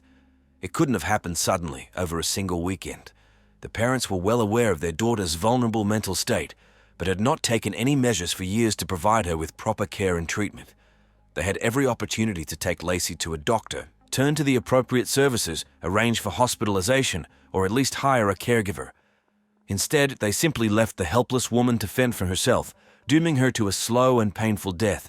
And even when the couple allegedly went on vacation, leaving their mentally ill daughter alone in such a pitiful state, it already amounted to criminal negligence. They should have been aware of the risks and responsibilities they carried as guardians of an incapacitated person. The defense tried to touch the jurors with the image of parents supposedly grieving for their prematurely deceased daughter. They hoped that the respected status of the family and the Fletchers' active community involvement would play in their favor. But the prosecution understood that a cruel truth was hidden behind the mask of respectability, and our task was to bring this truth to the court and secure a just punishment. The prosecutor insisted on a thorough investigation of all the circumstances of the case and the appropriate classification of the Fletchers' crime. In our opinion, their actions fell under the article second-degree murder, and should be punished with life imprisonment without the possibility of parole. And so, after months of investigation, dozens of witness interrogations, examinations, and fierce court battles, we finally reached the denouement of this chilling story. The jury, having heard all the evidence and arguments of the parties, found Sheila and Clay Fletcher guilty of murdering their daughter Lacey through criminal negligence and inhumane treatment. Witnesses remember the tense silence that fell over the courtroom when the presiding judge announced the verdict. It seemed as if the whole world had frozen in anticipation, and when the words "life imprisonment without the possibility of parole" were uttered, one could hear dozens of people sighing with relief in that silence. Justice had finally prevailed, but the joy of victory was overshadowed by the realization of the full tragedy of the situation. Lacey, an innocent, defenseless girl who suffered from severe illnesses, had become a victim of the cruelty and selfishness of those who should have surrounded her with love and care. She died in agony, in complete loneliness, not understanding why such a fate had befallen her. During the announcement of the verdict, a heavy atmosphere filled with grief reigned in the courtroom.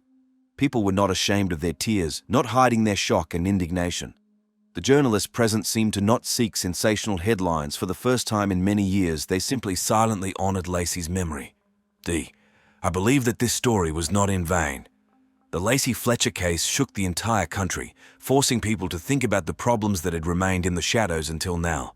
Community activists and concerned citizens rallied to push for changes in the system of protecting the rights of people with disabilities and mental disorders.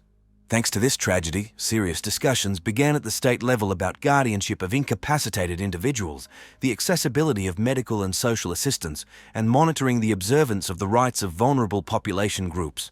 And although there is still much work ahead, we have moved from a dead end and taken the first steps towards a more humane and responsible society. I know that the memory of Lacey will live on in the hearts of all who empathize with this tragic story.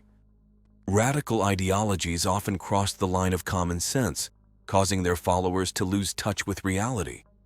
It's even worse when the victims of manipulation sincerely begin to believe in the illusions imposed on them. One example of the tragic consequences that blind faith in destructive ideas can lead to occurred in Sweden, a country that has always been considered one of the safest in the world due to its extremely low level of violent crime. In the small Swedish village of Björnberg, on July 27, 1971, a boy named Helge Fossmo was born into a family that was not particularly religious. He became one of 5 children in the family, despite the lack of religious upbringing. At the age of 12, Helge independently became interested in the church and joined a local youth religious group, becoming one of its most active participants. Although his parents did not share their son's enthusiasm, they did not hinder him, believing that it was not the worst occupation for a teenager. According to Helge himself, it was from the moment he joined the church community that his life acquired true meaning, and he found a kind of salvation in faith. For the next 5 years, the young man completely devoted himself to religion, constantly attending church services and participating in various church events. In 1988, fate led Helge to a cafe for Christian youth, where he met his future wife, Helen Johansson. The young couple got married as soon as they came of age and settled in the town of Bordenberg. The couple had 2 children, and Helge continued to delve into religious issues, becoming a preacher in the local community. However, in 1993, a fateful meeting took place that radically changed the life of Helge and his family. The man met Asa Waldau, a charismatic leader of a Christian sect known as the Bride of Christ. Asa came from the tiny town of Knutby, where her teachings originated, with the intention of opening a branch of her church in Bordenberg. Knutby is such a small settlement with a population of about 700 people that there is only one store, one restaurant, a church, and a few dozen wooden houses scattered among the forest. It would seem that in such a cozy corner, there is no place for evil. But it was here at that time that people lived who later committed 3 horrific murders that overshadowed the crimes of many serial killers in their scale and cruelty. Asa traveled from town to town, preaching her teachings and recruiting new followers, especially among young people. She masterfully manipulated people's minds, urging them to give up everything worldly and devote their lives to serving her church. Helge's family turned out to be an ideal target for the ambitious Bride of Christ. Helge's first meeting with Asa did not go quite smoothly. The devoted Christian expressed doubts that a woman could be a pastor. However, Thanks to her remarkable manipulative abilities, Asa managed to convince the Fosmo family to join her sect, not suspecting what tragic and irreversible consequences this would lead to. Skeptical of Asa's radical views and methods, especially after realizing her affiliation with the sect, Helgi initially rejected the idea of joining the Bride of Christ community. However, the ambitious preacher did not give up. She was interested in attracting the young Fosmo couple to her ranks, so she acted cautiously and methodically. Over the next 4 years, Asa gradually gained the trust of Helgi and Helen, convincing them of the safety of her church's activities. At the same time, she promoted her own teachings, which increasingly captivated Helgi. Eventually, in 1997, the couple agreed not only to join Asa's community, but also to move to the town of Knutby, where her church was located. At first, the move was presented as an ordinary, friendly visit. Asa showed the young family her church from the inside, told them about its activities and goals. Gradually, she increasingly gained the attention of her new followers, criticizing the shortcomings of the traditional church, which eventually sowed a seed of doubt in Helga's mind. A significant part of the residents of Knutby already belonged to Asa's religious community and were involved in various areas of the church's activities. The organization provided work for everyone who wanted it, and almost every member of the community had their own responsibilities, often related to religious service. This brought people together who knew each other well, supported and protected their own. The community gladly accepted the new preacher Helge and his family into their ranks. Having become a pastor of the church in Knutby, Helge quickly drew attention to himself with unconventional motives in his sermons. He often spoke on taboo topics such as sex and death, interpreting them rather dubiously. Despite the fact that not all parishioners shared the radical approach to the interpretation of Scripture, Helge relentlessly pursued his mission. 2 years after the move, the Fosmo family had their third child, which increased the burden on the parents. They decided to hire a nanny, Sarah Svensson, who had recently moved to Knutby, inspired by Asa's teachings. Sarah had grown up in a deeply religious Christian family, but from childhood suffered from severe allergies, which limited her life. The girl was cared for by her mother, with whom she had a very close relationship. But at the age of 11, Sarah lost her mother due to a long illness. This event devastated the girl, turning her into a troubled teenager who often ran away from home. After his wife's death, the entire burden of raising his daughter fell on the father. Despite all his efforts, the man could not fully replace Sarah's mother, although they also had a close bond. The girl stayed with her father until she accidentally met Asa during her travels around the cities in search of new followers. Their acquaintance took place at Bible courses and quickly grew into a close friendship. Sarah turned out to be an ideal candidate for recruitment into the sect. For the experienced manipulator Asa, it was not difficult to discern the girl's vulnerable spots and skillfully use them to lure her into her community. Eventually, Sarah decided to move to Knutby to be closer to the church and comprehend the ways that Asa preached. During this period, Helgi became closer to Asa than ever before. They spent a lot of time together, not only delving into the study of Scripture. This couple claimed to receive divine messages, which they interpreted as prophecies. Helgi diligently wrote down these revelations in his diary, describing in detail the visions, sensations, and their interpretation. One of these records stated that God named Helgi the King of Kings and Asa the Queen of Heaven. According to the pastor, he appeared in the world even at the time of the creation of the world, and since then had been waiting for a meeting with an equal being, Asa.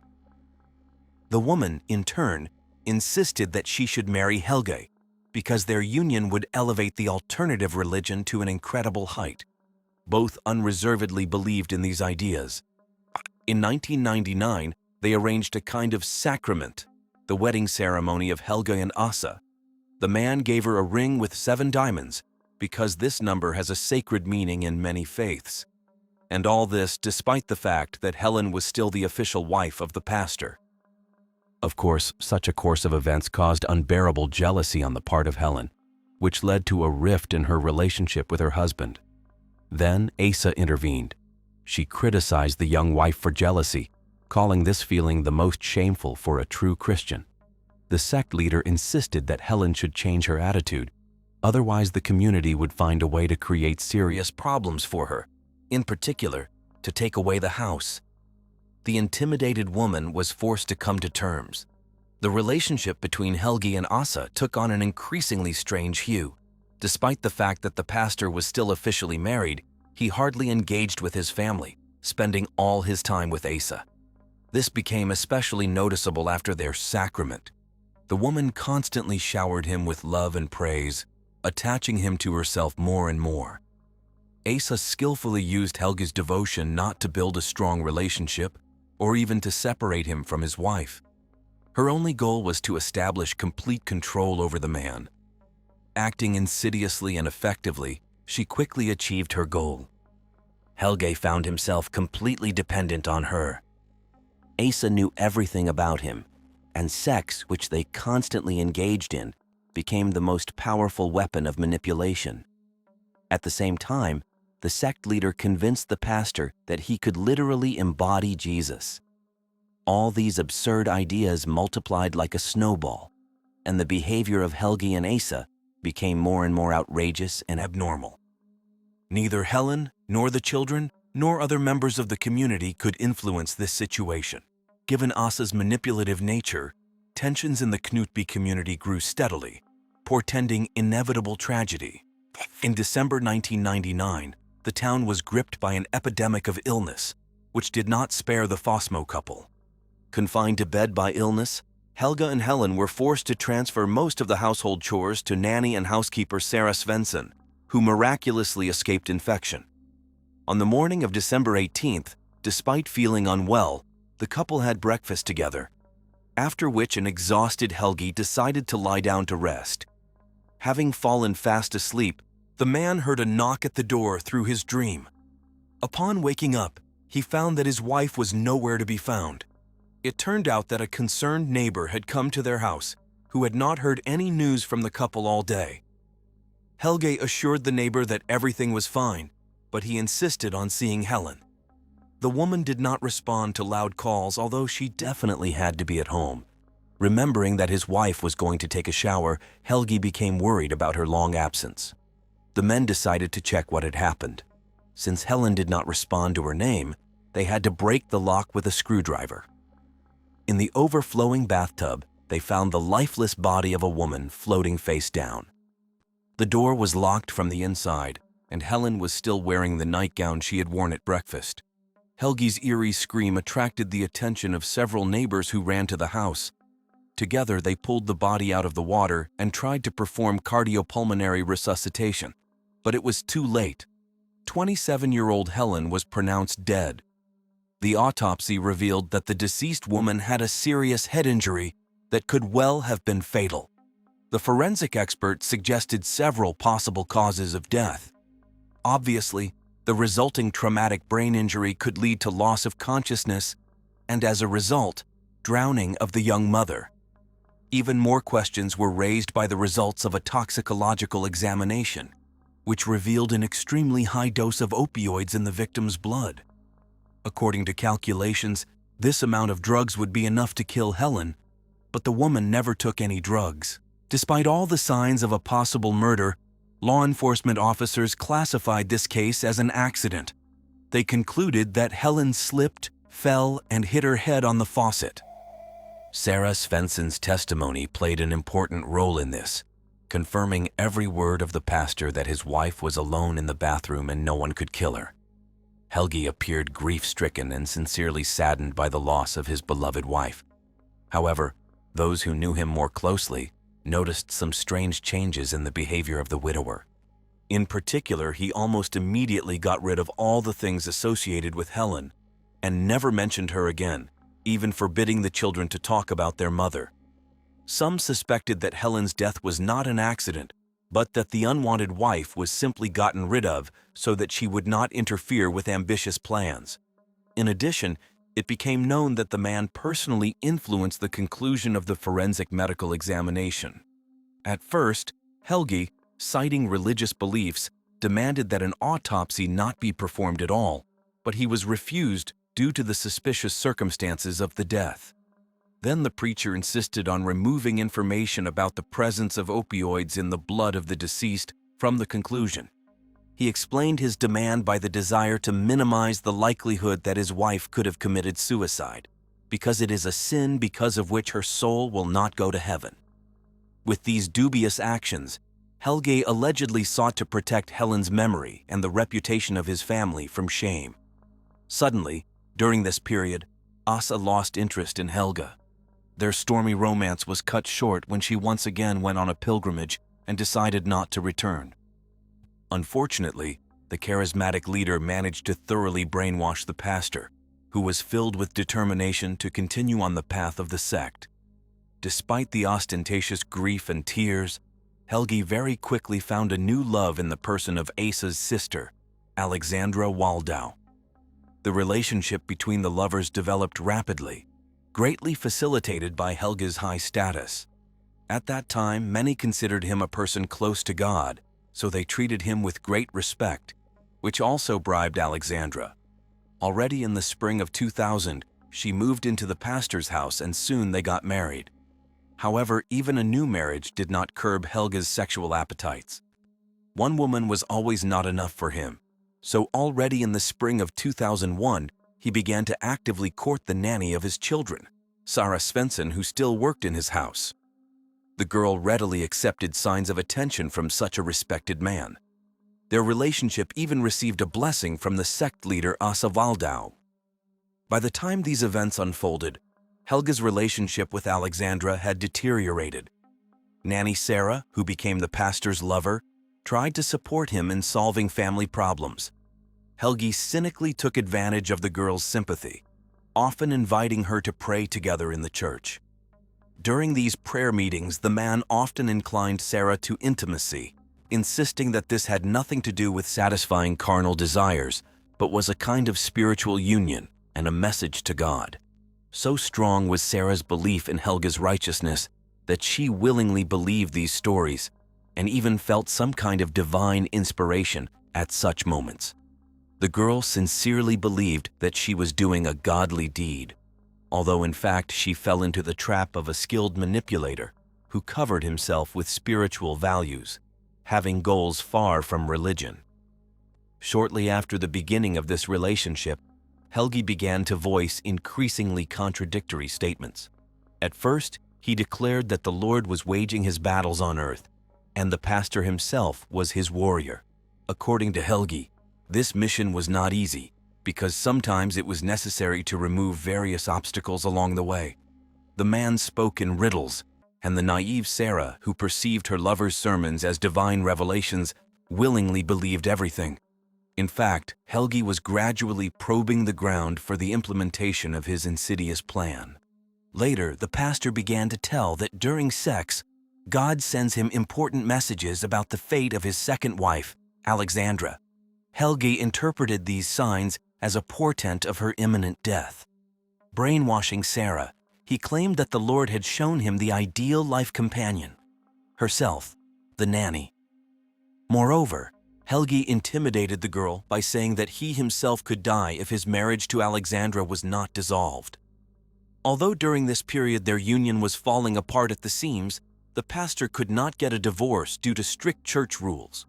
Like all the women in Helge's entourage, Sarah was enchanted by his stories. With these bizarre messages, he gradually led the nanny of his children to commit a terrible act. The skilled manipulator managed to firmly tie the victim to himself, using his authority in the church and knowledge of Sarah's vulnerabilities. Helge adopted many techniques of such control from Asa, and now willingly put them into practice. At that time, many people seriously considered the pastor to be the person closest to God, so it was not difficult for him to persuade the nanny to his side. According to Helge, the girl had to help the Almighty in the battle with demons, for which she needed to move in with him, despite the fact that he was still living with Alexandra. The women lived in different rooms, and Helge had sex with both of them every night in turn, each time justifying it as a fight against evil spirits. The pastor called intimate relationships a ritual of purification from defilement. His eloquence allowed him to convince his mistresses that he was a messenger of heaven, and in this way opposed the enemies of the Lord. These peculiar three-way relationships lasted until 2003, although Helgi already wanted to get rid of Alexandra, with whom he allegedly broke up, but could not officially divorce. During this period, the manipulation of Sarah reached its apogee. For the most part, Helgi turned to her only for sex, and the rest of the time he insulted her, calling her a sinner and an arrogant blonde. But each time he ended the emotional torture with the phrase, "I love you." The girl was so happy with these three words that she stopped paying attention to all the insults. She was willing to do anything to earn the favor of the chosen one of God, a fighter against demons, not even noticing how, along with this, she was losing her own will, turning into a puppet in the hands of a dangerous man. Against the backdrop of problems with his second wife, Helgi repeatedly asked his mistress if she was ready to kill in the name of the Lord. If earlier Sarah hesitated with the answer, now, it seemed, she reacted more calmly, and the pastor felt that he would soon be able to persuade her to do it. The girl replied that she was not ready, but resisted much weaker than before. Then, to push Sarah on the true path, Helgi created a new account in the messenger and began sending her messages from an unknown number, trying to convince her that it was God himself who wanted to contact her.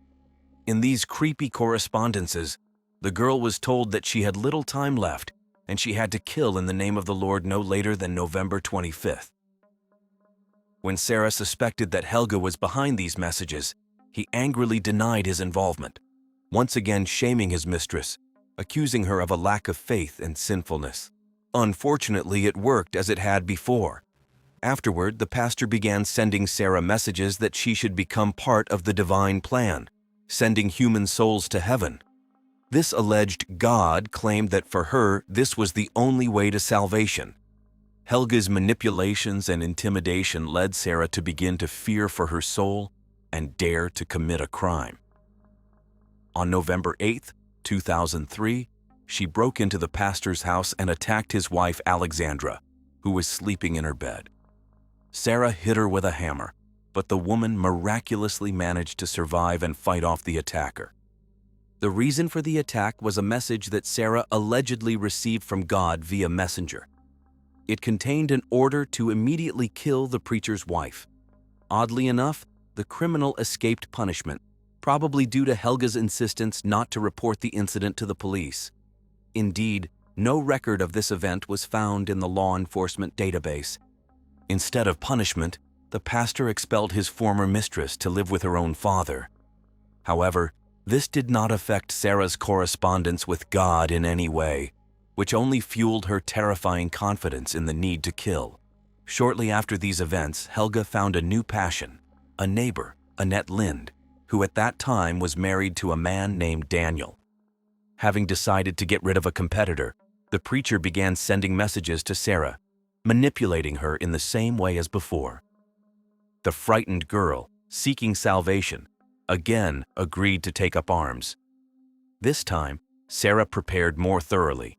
She bought a pistol and even researched on the internet how to make a homemade silencer. Following the instructions of the Almighty, she hoped for success and the liberation of her soul.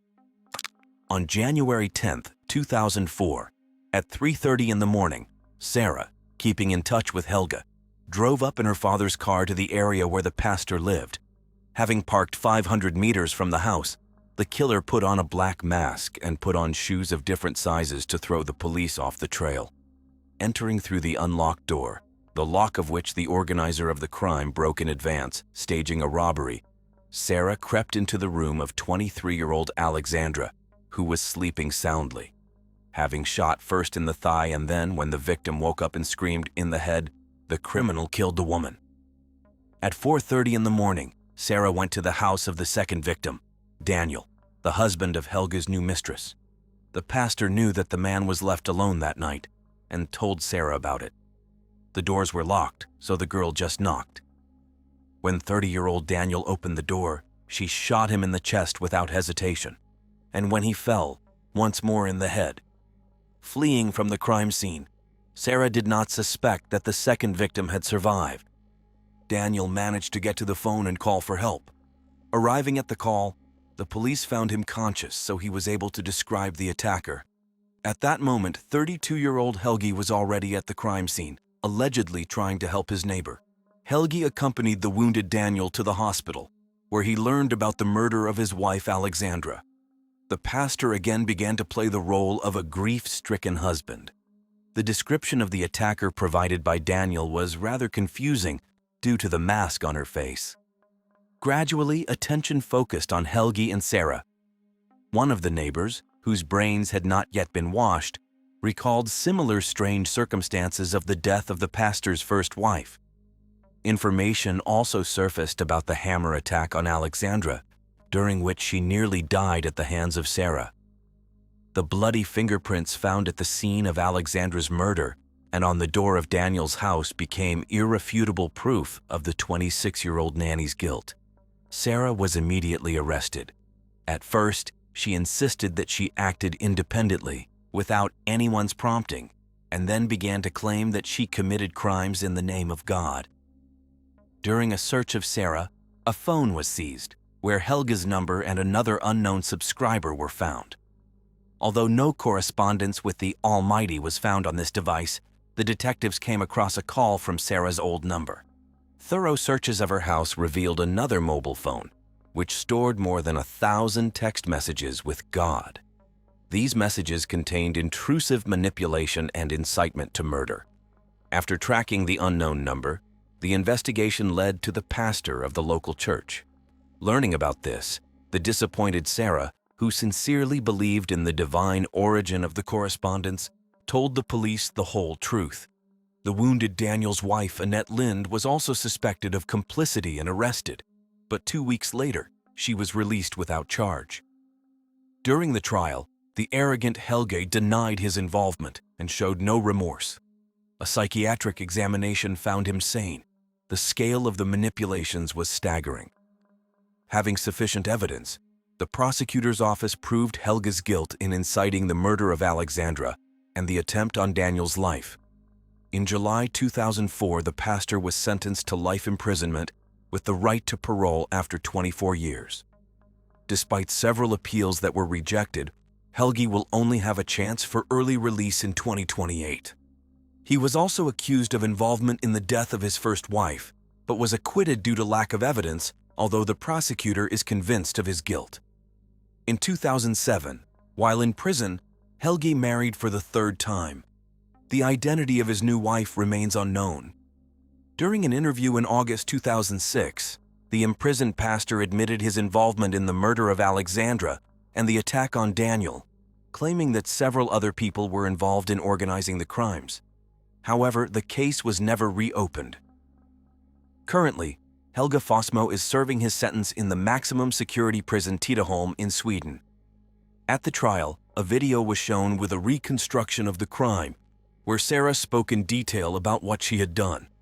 A private investigation revealed that the court was shown an edited version, while the original 6-hour recording contained discrepancies with the actual details of the crime. In interviews with journalists, Sarah adhered to the false reconstruction of events. This raised doubts about the true course of events and the identity of the main culprit.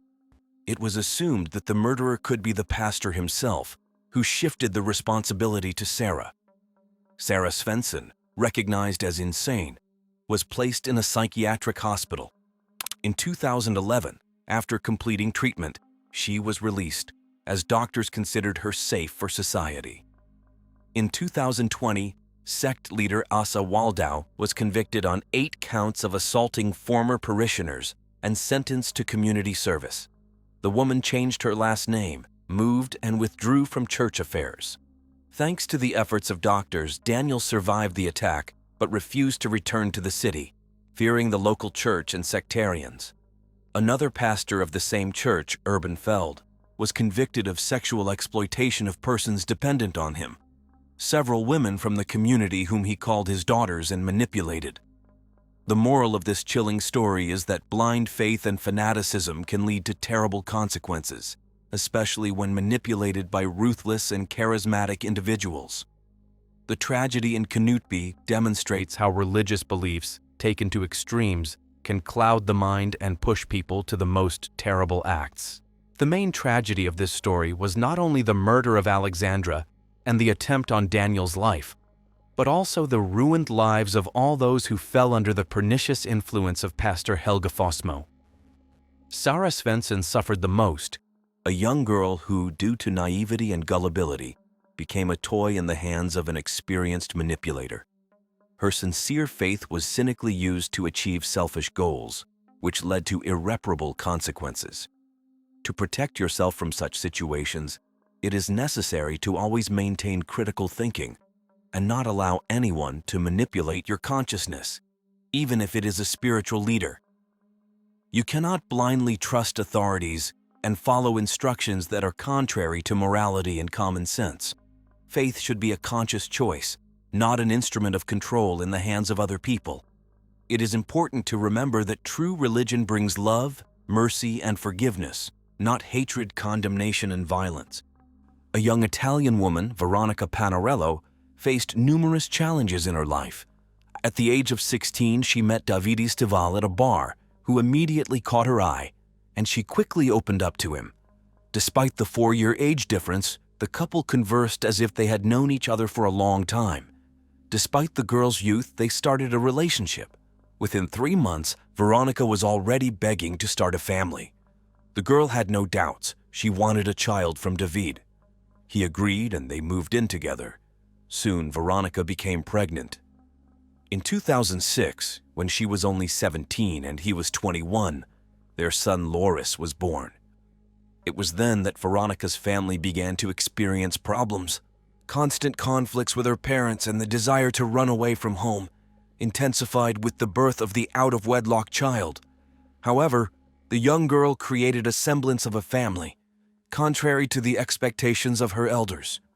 To the surprise of their relatives, the young couple's affairs were going quite well. Terrible trials lay ahead. But for now, Veronica tried to give her son everything he needed. Over time, the couple officially legalized their marriage. The young mother became pregnant again and gave birth to a second boy, whom they named Diego. Veronica essentially remained under the care of her parents.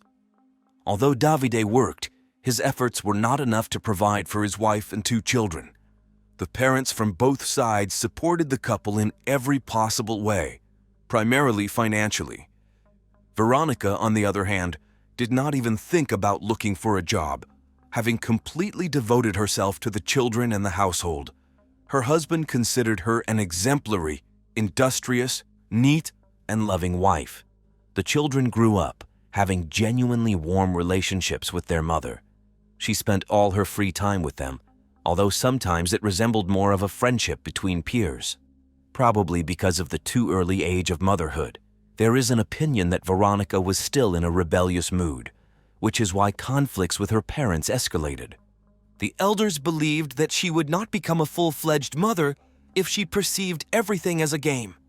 But any attempts to get through to her ended in hysterics.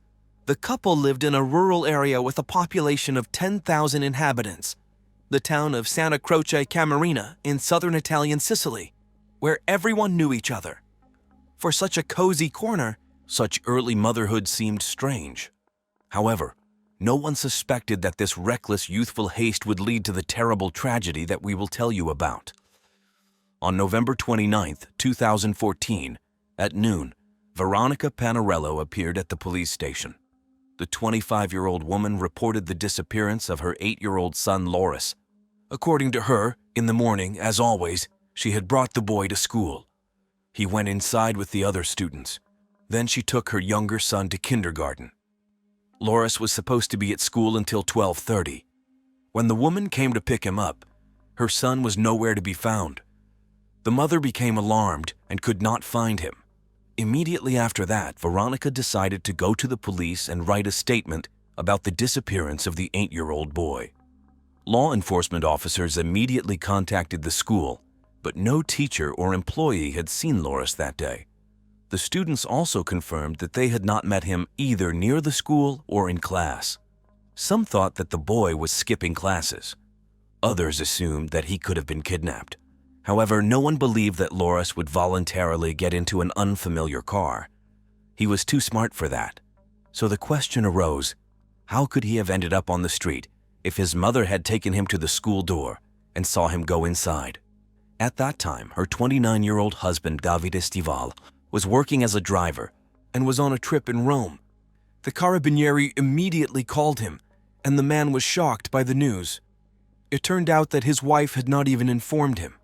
Then he called Veronica himself, and she confirmed Loris's disappearance. David immediately got on a plane to get to the city as quickly as possible. As soon as he landed, he saw a post on his wife's social media with a photo of her and their son. It was an announcement that the boy had been found dead. Loris's body was found 4 hours after the police report. It had been thrown into a ditch near an old mill. The place was just minutes away from the couple's house by car. It was accidentally discovered by an elderly man who was hunting in the area. During his usual walk through the forest, he noticed something suspicious in the mud. As he approached, the witness realized that it was not just a discarded object, but the body of a child. The man immediately informed the police about the discovery.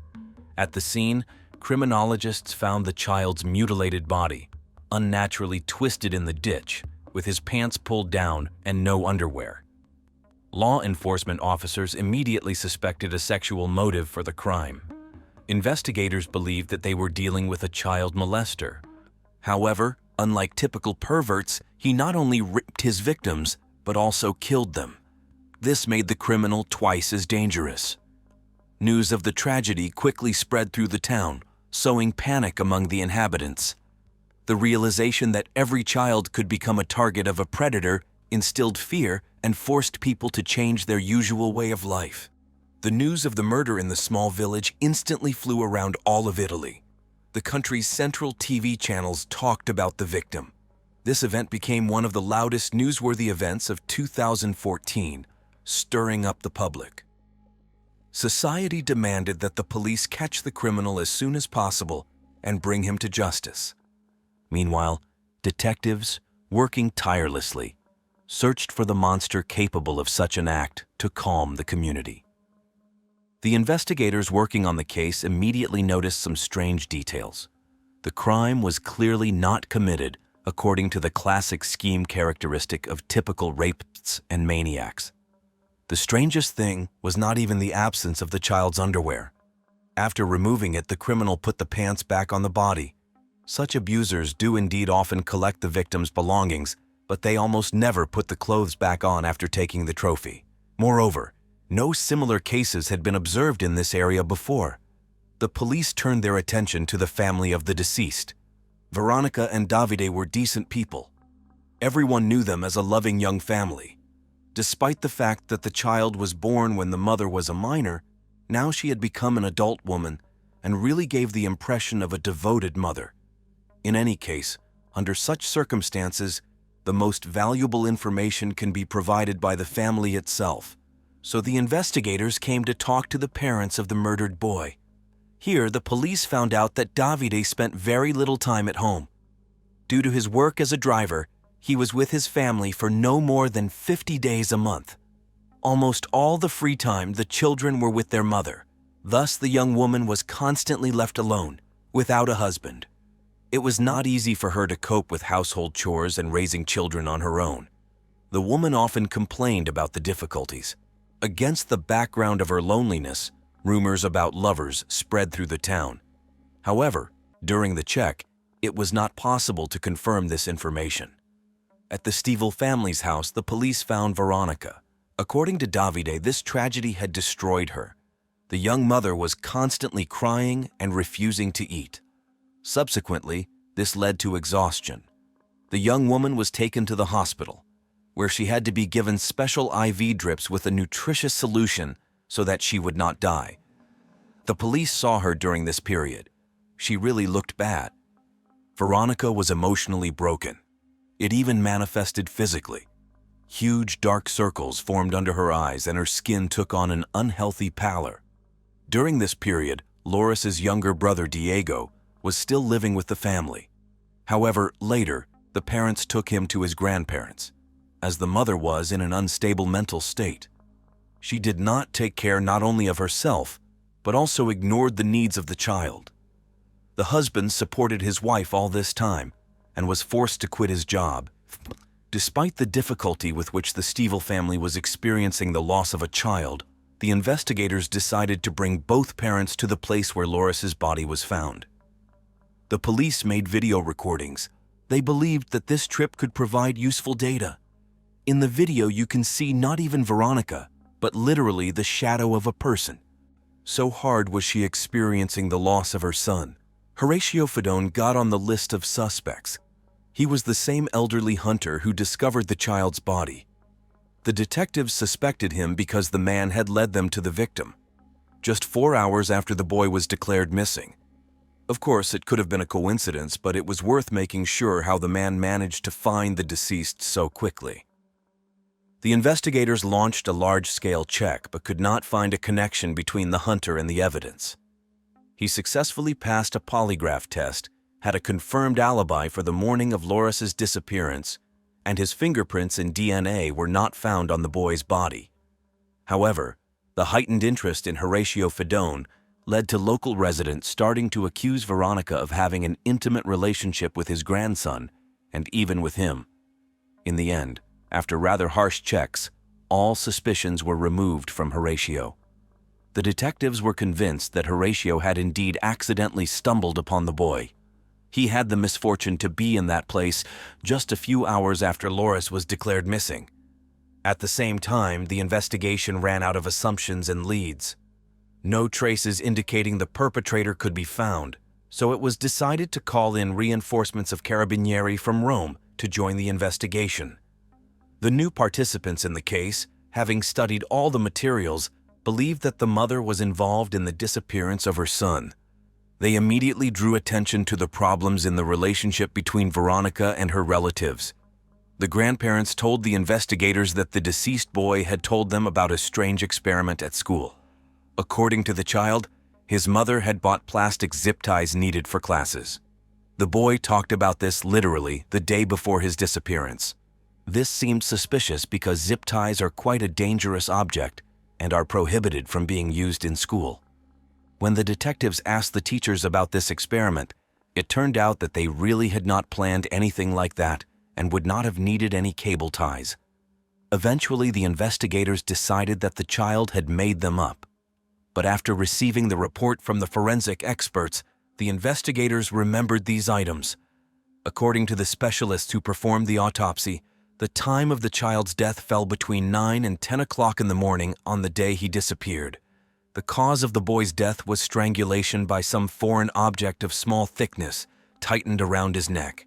It looks very much like he was strangled with cable ties. Then the investigators suggested that there might be a connection between these two facts.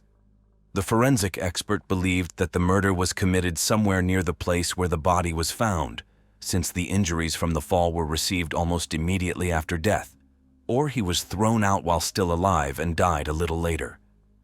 The detectives assumed that the child could really, for some reason, have wanted to get these ties and made up a story about their need at school. Then Loris would have had to carry them in his backpack when he went to class. But how could the attacker have known about this? It raised great doubts that the killer attacked the boy, grabbed his backpack, and began to look for a murder weapon there. The Carabinieri considered it necessary to find the blue backpack, believing that it would give new clues. To do this, they blocked all the landfills where waste was brought from Santa Croce Camarina. In the end, it took the police several days to examine the dumps, but they never managed to find the boy's blue backpack. In addition to information about strangulation, the forensic medical examination made it possible to find out another strange circumstance. Despite the absence of underwear and the lowered pants, no signs of sexual violence or traces of the DNA of the probable pervert were found. From that moment on, the police had doubts about the previous version of events. They were still looking for the criminal, but already understood that this was not a typical maniac or molester. It no longer seemed that the crime was committed on sexual grounds. It was necessary to compile a full psychological profile of the killer. However, at this stage of the investigation, the information turned out to be too confusing, and it was problematic to do this. the solution suggested itself. The detectives decided to trace the path that the mother and child were moving on the day of the massacre.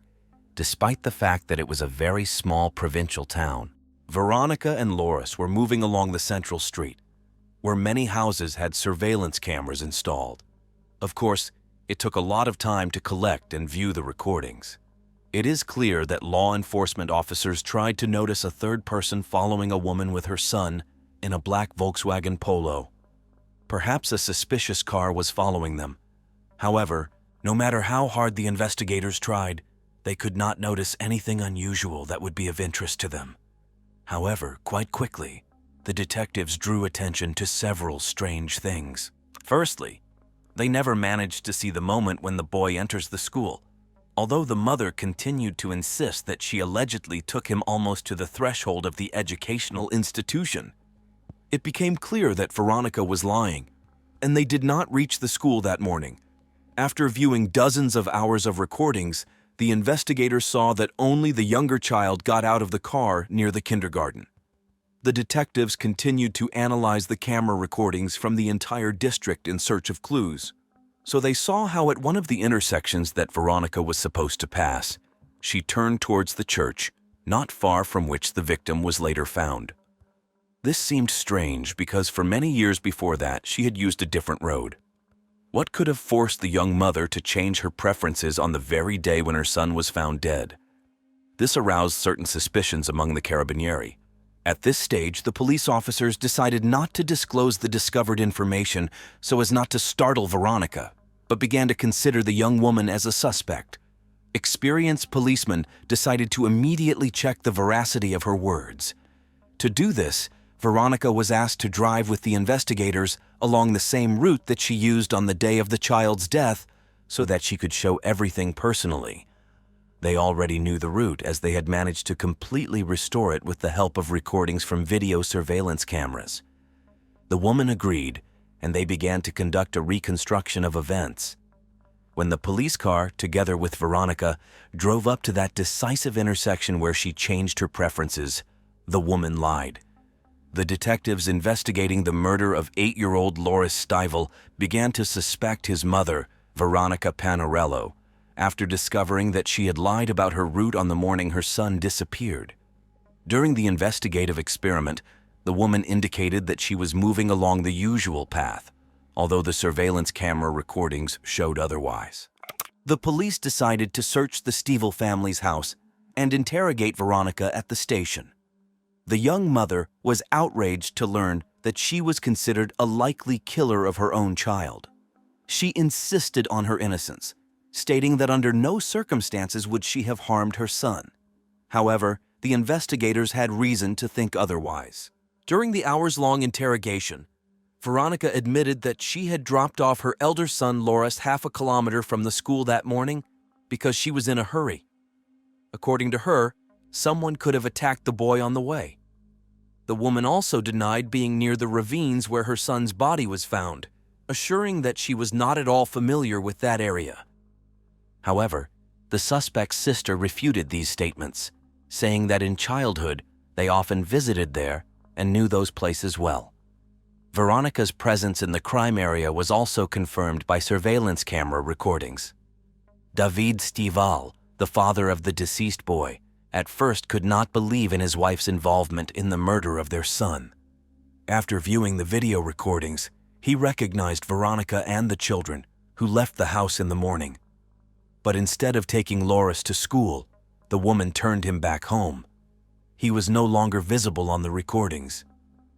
Then Veronica took the younger child to the kindergarten and returned. Contrary to her habit, she drove into the garage in reverse rather than leaving the car in front of the house.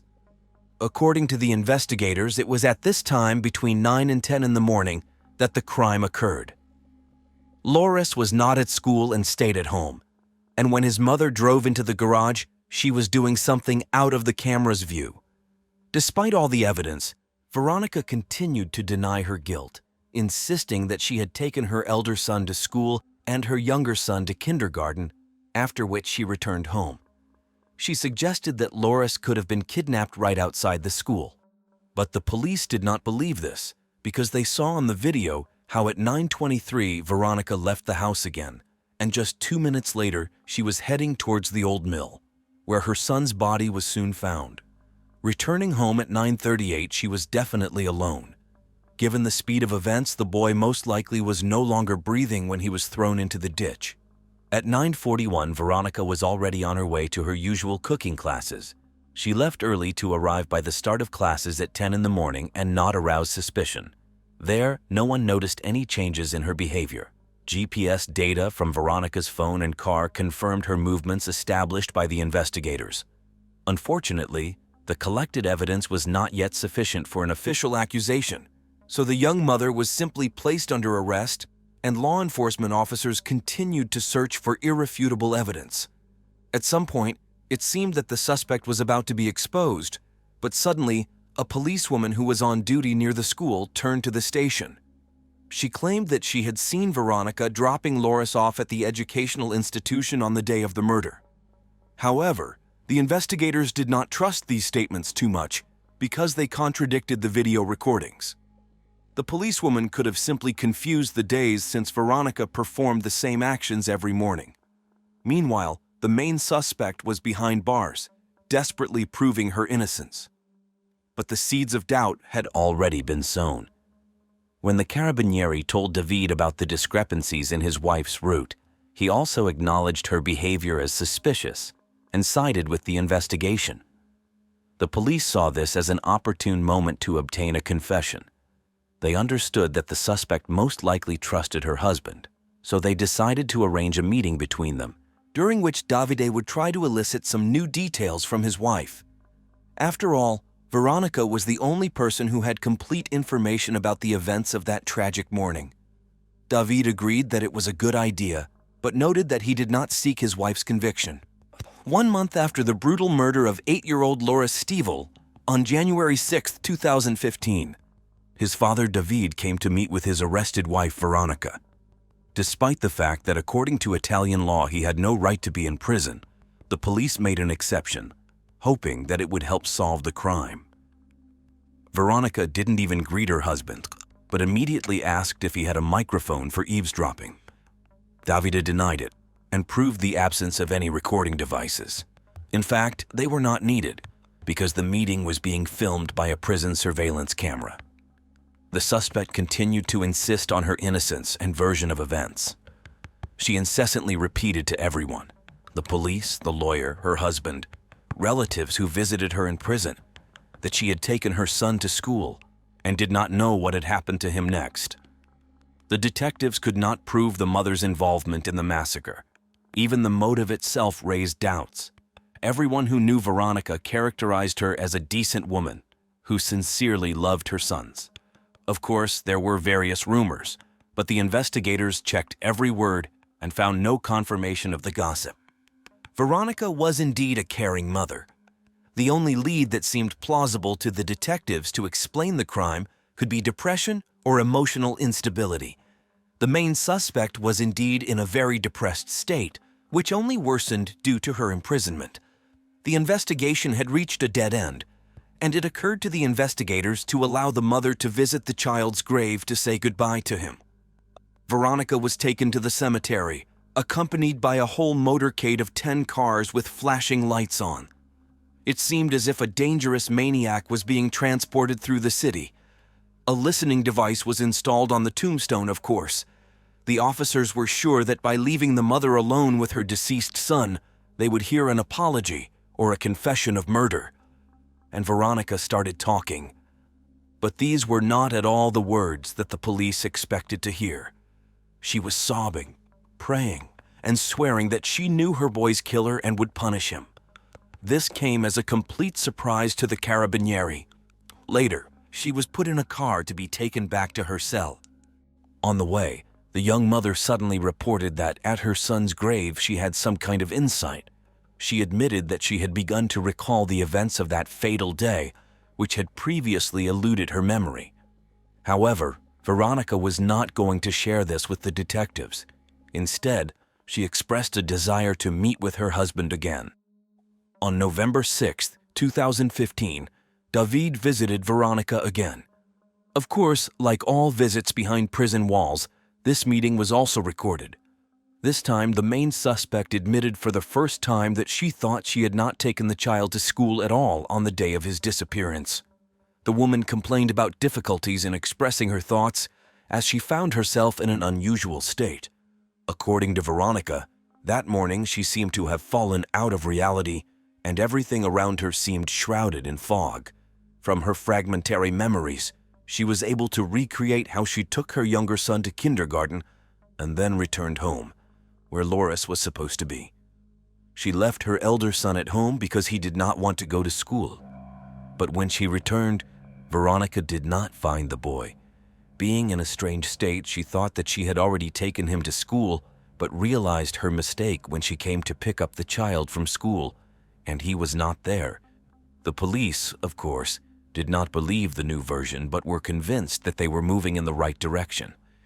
It almost resembled the very confession they had needed for a whole year to bring the killer to justice.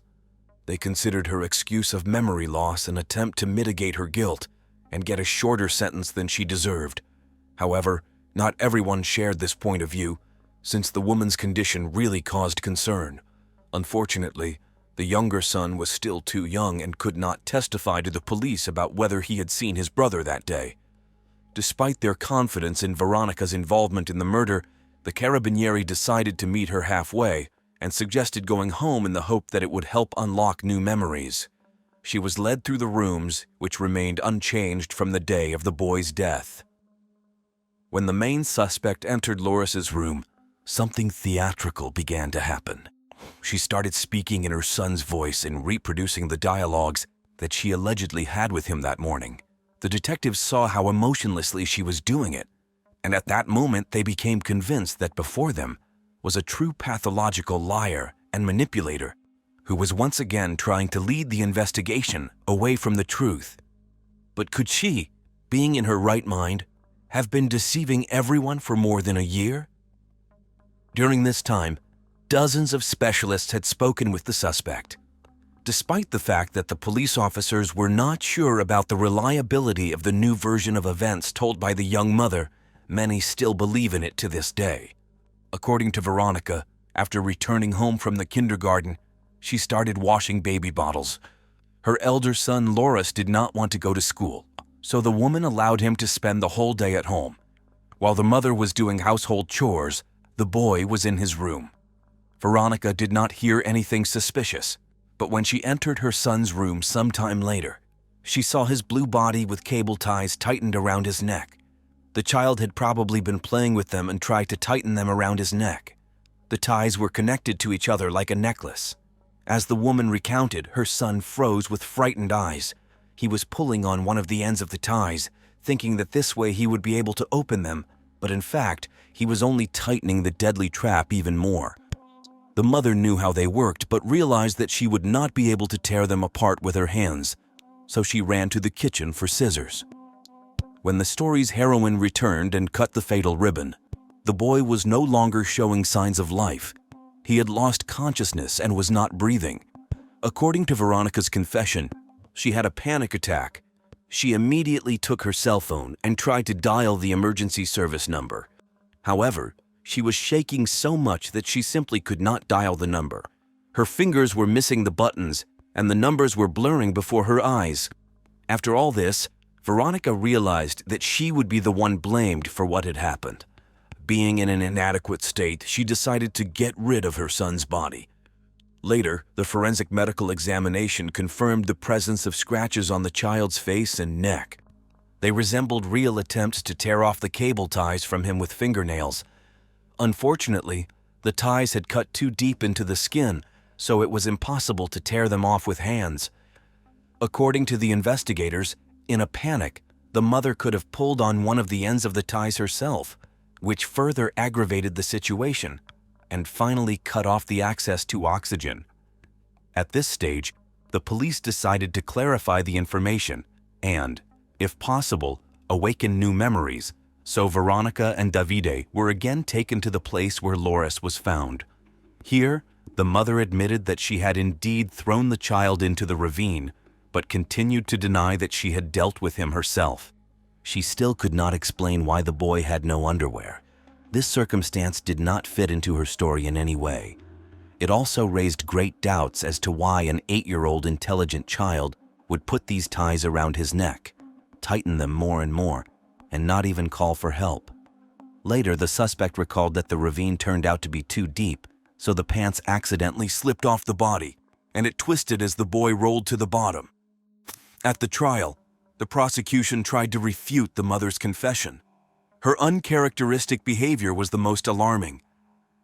Veronica parked the car in the garage in a very unusual way, so that it was really convenient to load the body unnoticed. However, this happened at a moment when she could not yet have known about her son's death. According to her confession, he died later. In the opinion of the prosecution, this indicated the intentional nature of the murder. The defense continued to insist that the mother did not kill the child, but that he himself died due to negligence. Realizing the severity of what had happened, Veronica simply got scared. The woman was in a state of shock, so she took the body out and threw it away. However, she could not answer one of the key questions. The prosecution could not understand why she took the underwear off the boy and then put his pants back on. According to Veronica, she simply did not remember this. The prosecutor considered her actions an attempt to stage an attack on the boy by a rape in order to lead the investigation along the wrong path. Initially, her plan worked, and the police were looking for such a criminal.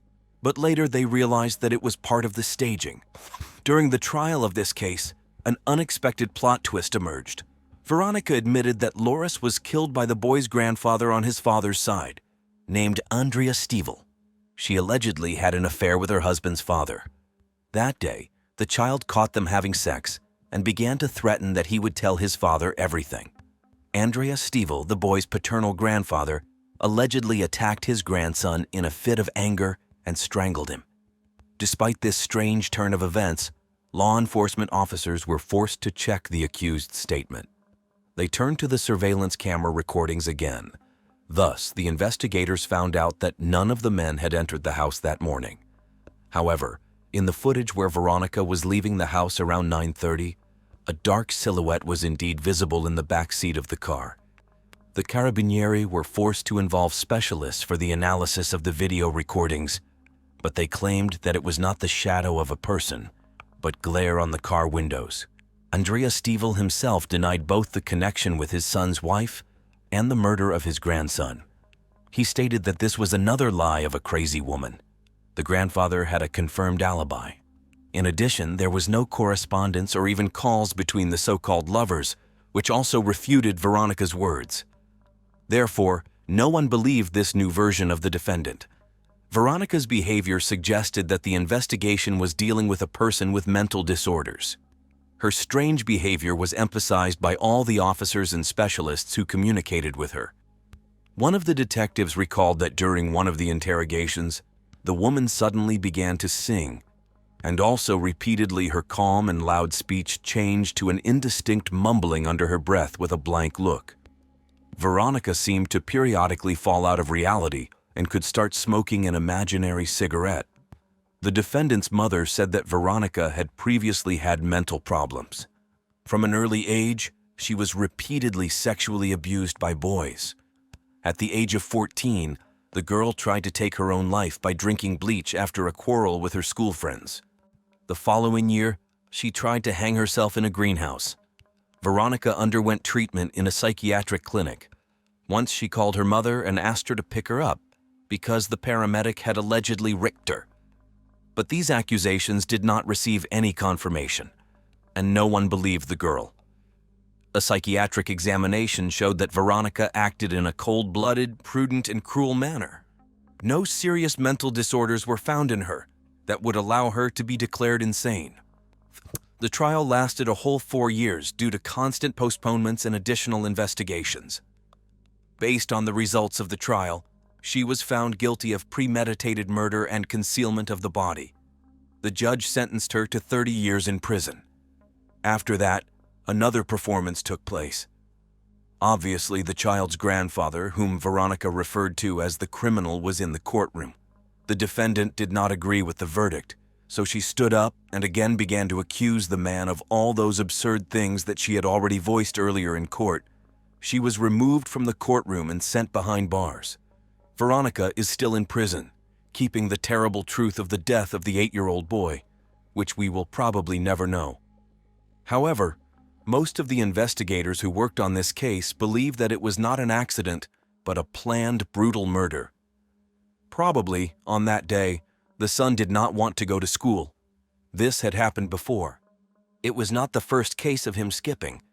On this basis, the mother quarreled with her son and strangled him with ties in a fit of anger, and then got rid of the body, deliberately removed his underwear to confuse the investigation.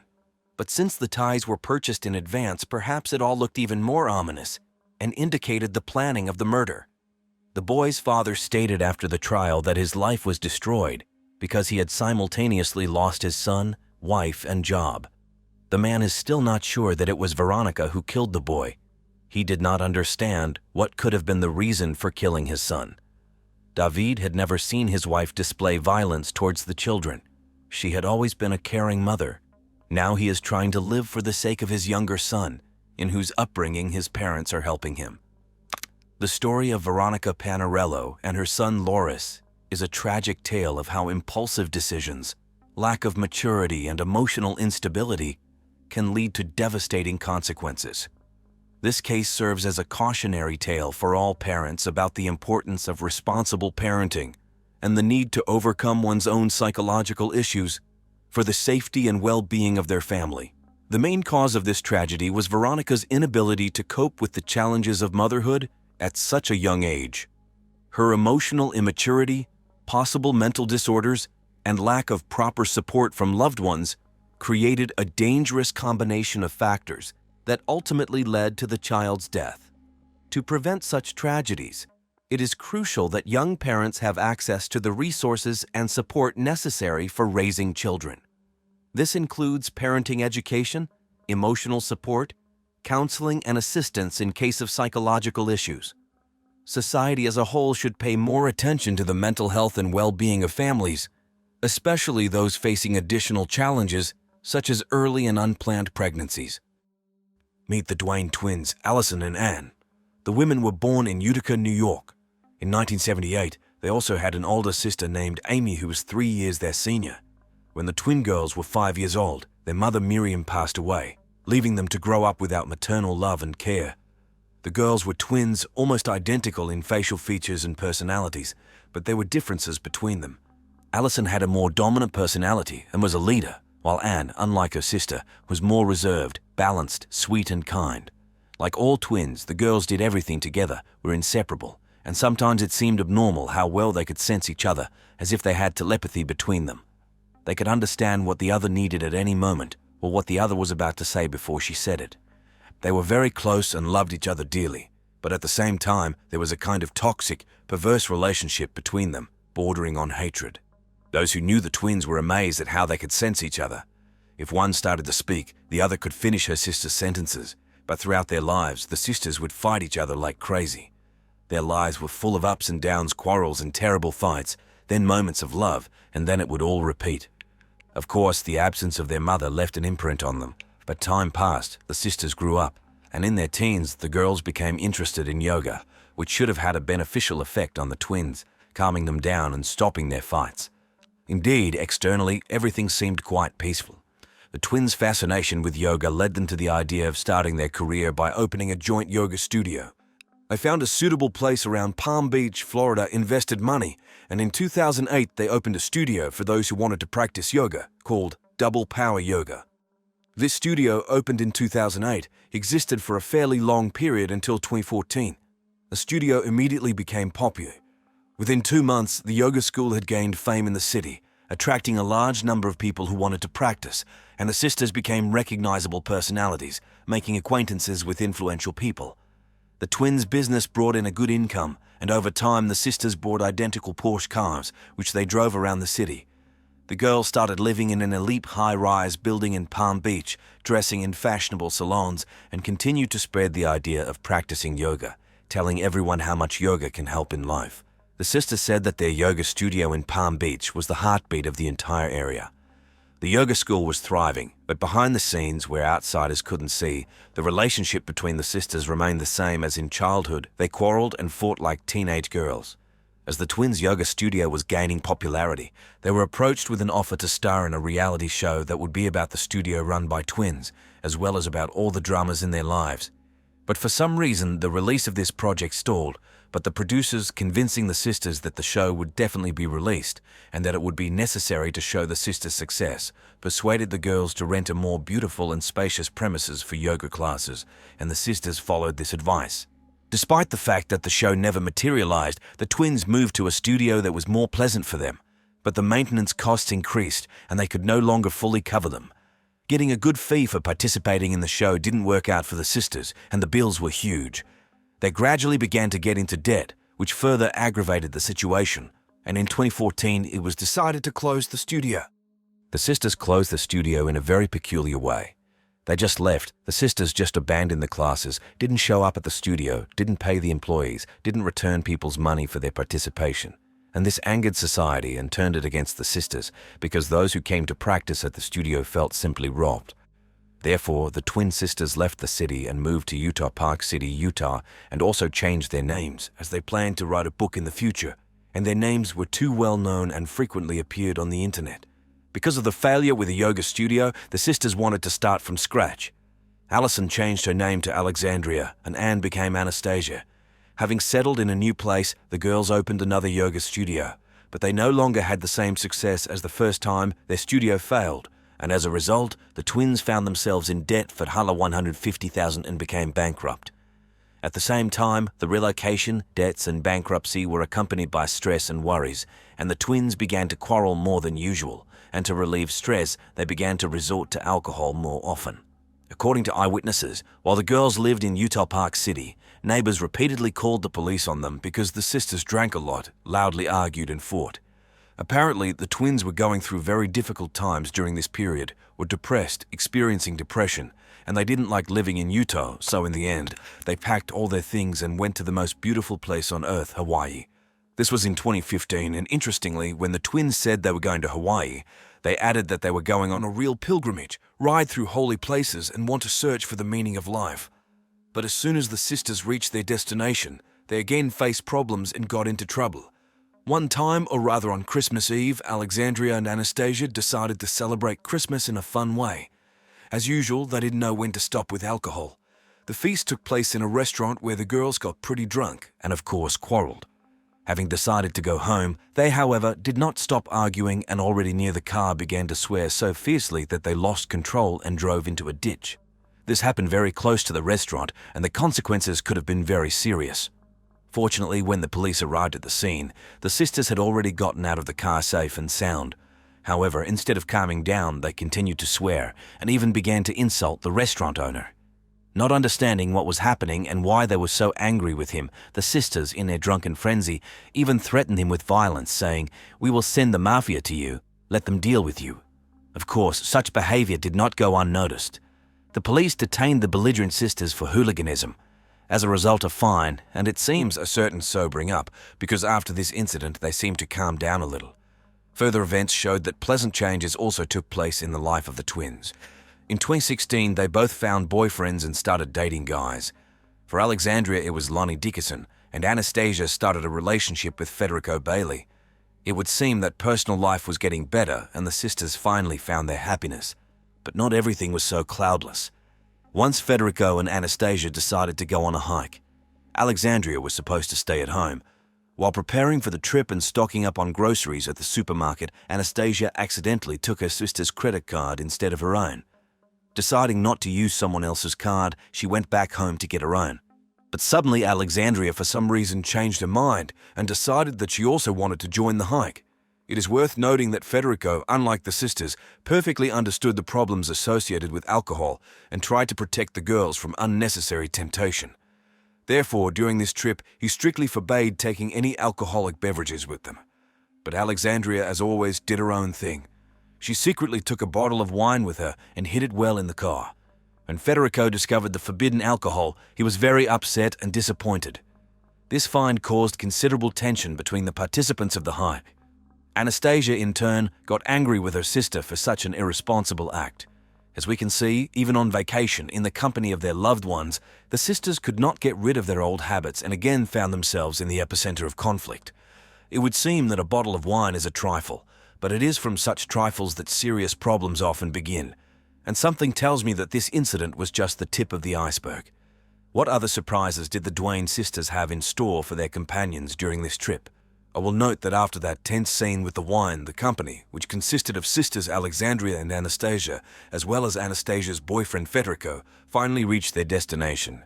The campsite where they stopped was located in a surprisingly picturesque area, surrounded by wonderful views of wildlife.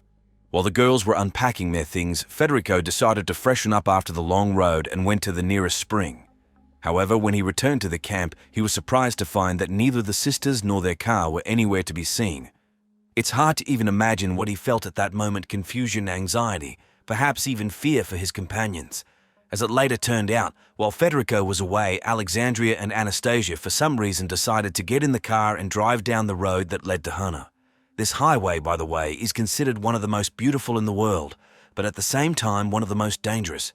It winds between the rocks, sometimes resembling a serpentine more than a road. On one side is a solid stone wall, on the other is an abyss that takes your breath away just by looking at it. In addition, the sharp turns on this road often do not allow you to see if someone is approaching from the opposite direction. And if we add to this the fact that the route is not always well maintained and there are potholes, it becomes clear that traveling on it is a real challenge for the driver. But it seems that the Duane sisters were little concerned about all these dangers. They boldly, if not carelessly, raced along the winding road, paying no attention to either the beauty around them or the risks that lurked at every turn. And all this because they were preoccupied with another argument. It's hard to even imagine what they could argue about at such a crucial moment, because it's obvious that on this road you need to be as attentive and careful as possible. But despite everything, the sisters managed to notice a lonely woman on the side of the road who obviously needed help. Without much thought, they decided to give her a ride. On the way, they asked the hitchhiker where she was heading, and then dropped her off where she asked. It would seem that this good deed should have slightly diffused the atmosphere between the sisters, but as it turned out, it was quite the opposite. As soon as the unfortunate passenger left the car, a simply terrible quarrel broke out between Alexandria and Anastasia, and it happened in the most dangerous place on one of the sharp turns. Later, one of the eyewitnesses of these events told me that he saw with his own eyes how in the car that was passing by, two girls were furiously waving their arms, punching each other with their fists and pulling each other's hair. The guy was dumbfounded by such a sight because he realized that these actions distracted the driver from driving the car, and on a road like the Rab to Hana out at any moment. But despite the danger of the situation, the eyewitness realized that he could not help in any way. Everything happened so quickly that he wouldn't even have time to react. All he had left was to watch helplessly as the girl at the wheel suddenly accelerated sharply, turned the steering wheel to the left, and the car, breaking off the cliff, flew into the abyss. According to experts, the car fell from a height of about 60 meters and landed right on a pile of sharp stones. The most amazing thing is that it was the only area around the cliff where there was no water. It seems as if some unknown force specifically directed the car to this particular spot. From the strong impact, the car overturned and fell on its roof, so that its license plates were facing the sky. And you know, in this tragic situation, there is one moment that can be called a real miracle. It turns out that the girls were not driving some small car, but a Ford Explorer, a fairly large vehicle. Experts say that if they had been in a smaller car, they would have had practically no chance of surviving. News of the accident spread like wildfire through the surrounding area. The route leading to Hana is quite popular, so people began to gather around the scene of the incident. Everyone looked down in horror at the mangled car lying among the rocks. Someone even called the rescue service by dialing 911. And here the second amazing moment in this story happened. The people who had gathered on the cliff suddenly noticed that someone was moving in the car. It was an almost unbelievable piece of news. It turns out that after such a terrible fall, someone still survived. The police, who arrived at the scene of the accident, immediately began to question numerous witnesses, trying to find out what had happened. And one detail immediately caught their attention. It turns out that on the road surface, there were clearly visible traces of tires from the Duane sisters' car. But the strangest thing is that these traces had no signs of braking before the car flew off the cliff. On the contrary, everything indicated that the driver deliberately accelerated and directed the car straight to the edge of the cliff. You must agree that such things do not happen by chance. Meanwhile, rescuers were delivered by helicopter to the scene of the tragedy to check if anyone was left alive in the twisted car. What they saw in the car interior shocked even experienced experts. One of the sisters, Anastasia, was dead. Her body had numerous fractures, and one of the paramedics even compared it to a bag filled with bone fragments. But the real miracle was that the second sister, Alexandria, survived. True, she also had a lot of serious injuries, several broken ribs and a damaged arm.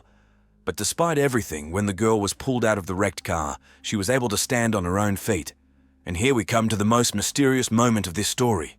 When the rescuers freed Alexandria from the car, they noticed that she had a lock of blonde hair clenched in her hand, the same color as her dead sister's hair.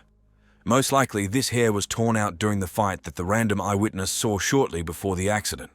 But what shocked the investigators the most was Alexandria's behavior. She did not look either frightened or upset about what had just happened.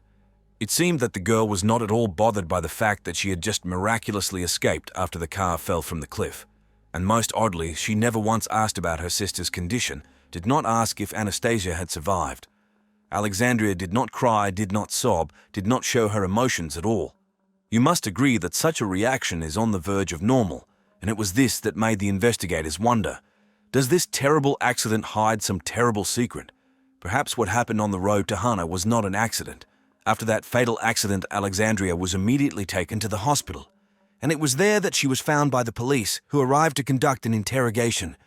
From the very beginning, it was clear that the girl was not too willing to cooperate with the investigation. She reluctantly answered questions, and her whole demeanor indicated irritation and dissatisfaction with the presence of the officers. Just imagine the first thing she said to them was, "Why are you here?" "You know, during my many years as a detective, I've interrogated a lot of witnesses and suspects, and usually people who have just experienced such a terrible tragedy behave differently. They may be shocked, scared, upset, but indifference is the last thing you expect in such a situation. And another detail that surprised me a lot during the entire conversation with the police officers, Alexandria never once asked about her sister's condition. No worries, no anxiety, absolutely nothing." In the end, the investigators had to inform the girl about Anastasia's death themselves. And you know what struck me the most? The complete absence of any reaction from Alexandria.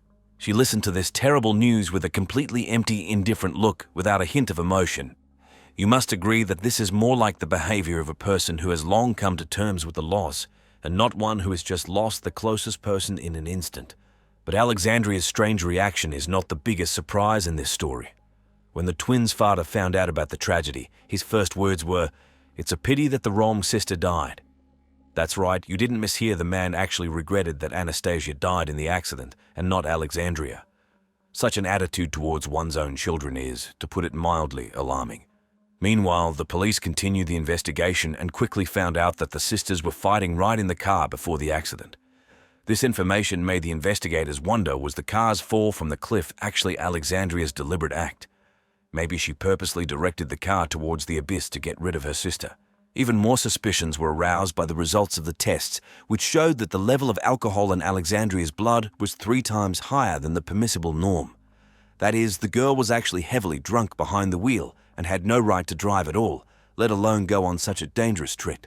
The situation was complicated by the fact that at the time of the accident, the girls had no documents with them. It was because of this that the police had to rely on Alexandria's words to establish the identity of the deceased. And the girl, meanwhile, was forced to go home to find her ID and prove that she was indeed herself. The investigators also turned to Lonnie Dickerson, Alexandria's boyfriend, with a request to confirm her identity. When Lonnie was told about the accident and Anastasia's death, his reaction was no less strange than Alexandria's. It seemed that this news did not touch him at all. He just looked at the police officers with an empty, indifferent look. But Federico, Anastasia's boyfriend, was completely unaware of the tragedy. He was still waiting for the girls at the campsite, not understanding where they could have gone. Only the next morning, having got to his friend's place in Hana by hitchhiking, Federico learned the terrible truth. The news of his beloved's death was a real shock for him. The guy was extremely upset and confused, but suddenly remembered something. And believe me, this information greatly interested the investigation. Undoubtedly, the information provided by Federico was a real sensation for the investigation. He said that a week before the tragedy, Alexandria openly stated her intention to kill Anastasia. Moreover, at one point she even said, "I got rid of her," as if the murder had already happened. Such words could not but cause serious concern. True, Federico could not say for sure the reason why Alexandria wished death to her sister, but he suggested that there was a very strong rivalry and mutual jealousy between the girls because of each other's successes. It was hard for the twins to come to terms with the fact that they were so similar in appearance, and this forced them to constantly compete and oppose each other. Federico said that the sisters were constantly trying to outdo each other to prove their uniqueness. It was as if they wanted to tell the world, "Look, we may look like two peas in a pod, but we are different personalities." But despite this, the girls could not stay away from each other for long. Their relationship was a strange combination of love and hate, tenderness and aggression. When they were together, they constantly quarreled and insulted each other, but as soon as they were apart, they already missed their other half. But the strangest thing is that Federico recalled that once, after another heated argument, Alexandria told him, as if in passing, "My sister and I will leave this planet on the 30th. When the guy heard this, he thought that maybe the girls had decided to commit suicide together. But life went on as usual, and gradually this phrase was erased from Federico's memory. Upon hearing such a confession, the investigators became seriously alarmed. A terrible picture began to emerge in their heads. Alexandria deliberately drove the car into the abyss to kill her sister. Of course, one could assume otherwise, for example, that the girls decided to settle scores with life together, or that it was just a tragic coincidence, an accident. But something told the detectives that the answer lay precisely in Alexandria's words, which Federico heard. So the investigators decided to take a closer look at the Duane sisters' car. Fortunately, it was a new, modern car with many technical gadgets, and most importantly, it had a black box like in airplanes. This device records all information about the movement of the car, speed, maneuvers, change of direction, and so on. Thanks to the data from the black box, it was possible to find out an extremely important detail. At the moment the car fell, the brakes were not used. That is, the car was flying off the cliff at full speed. No one even tried to stop, or at least slow down. For the investigators, this was direct evidence that the accident was not an accident. Suspicions were intensified by the fact that the car fell into the abyss exactly where there were only sharp stones at the bottom and not water. It seemed as if someone had specifically chosen this spot for the fall.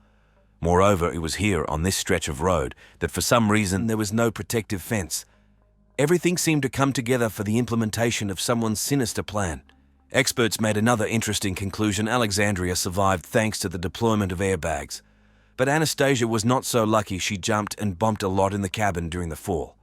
Someone even suggested that if at the time of the accident the girl was pulling her sister by the hair, then Alexandria could quite possibly involuntarily turn the steering wheel and press the gas.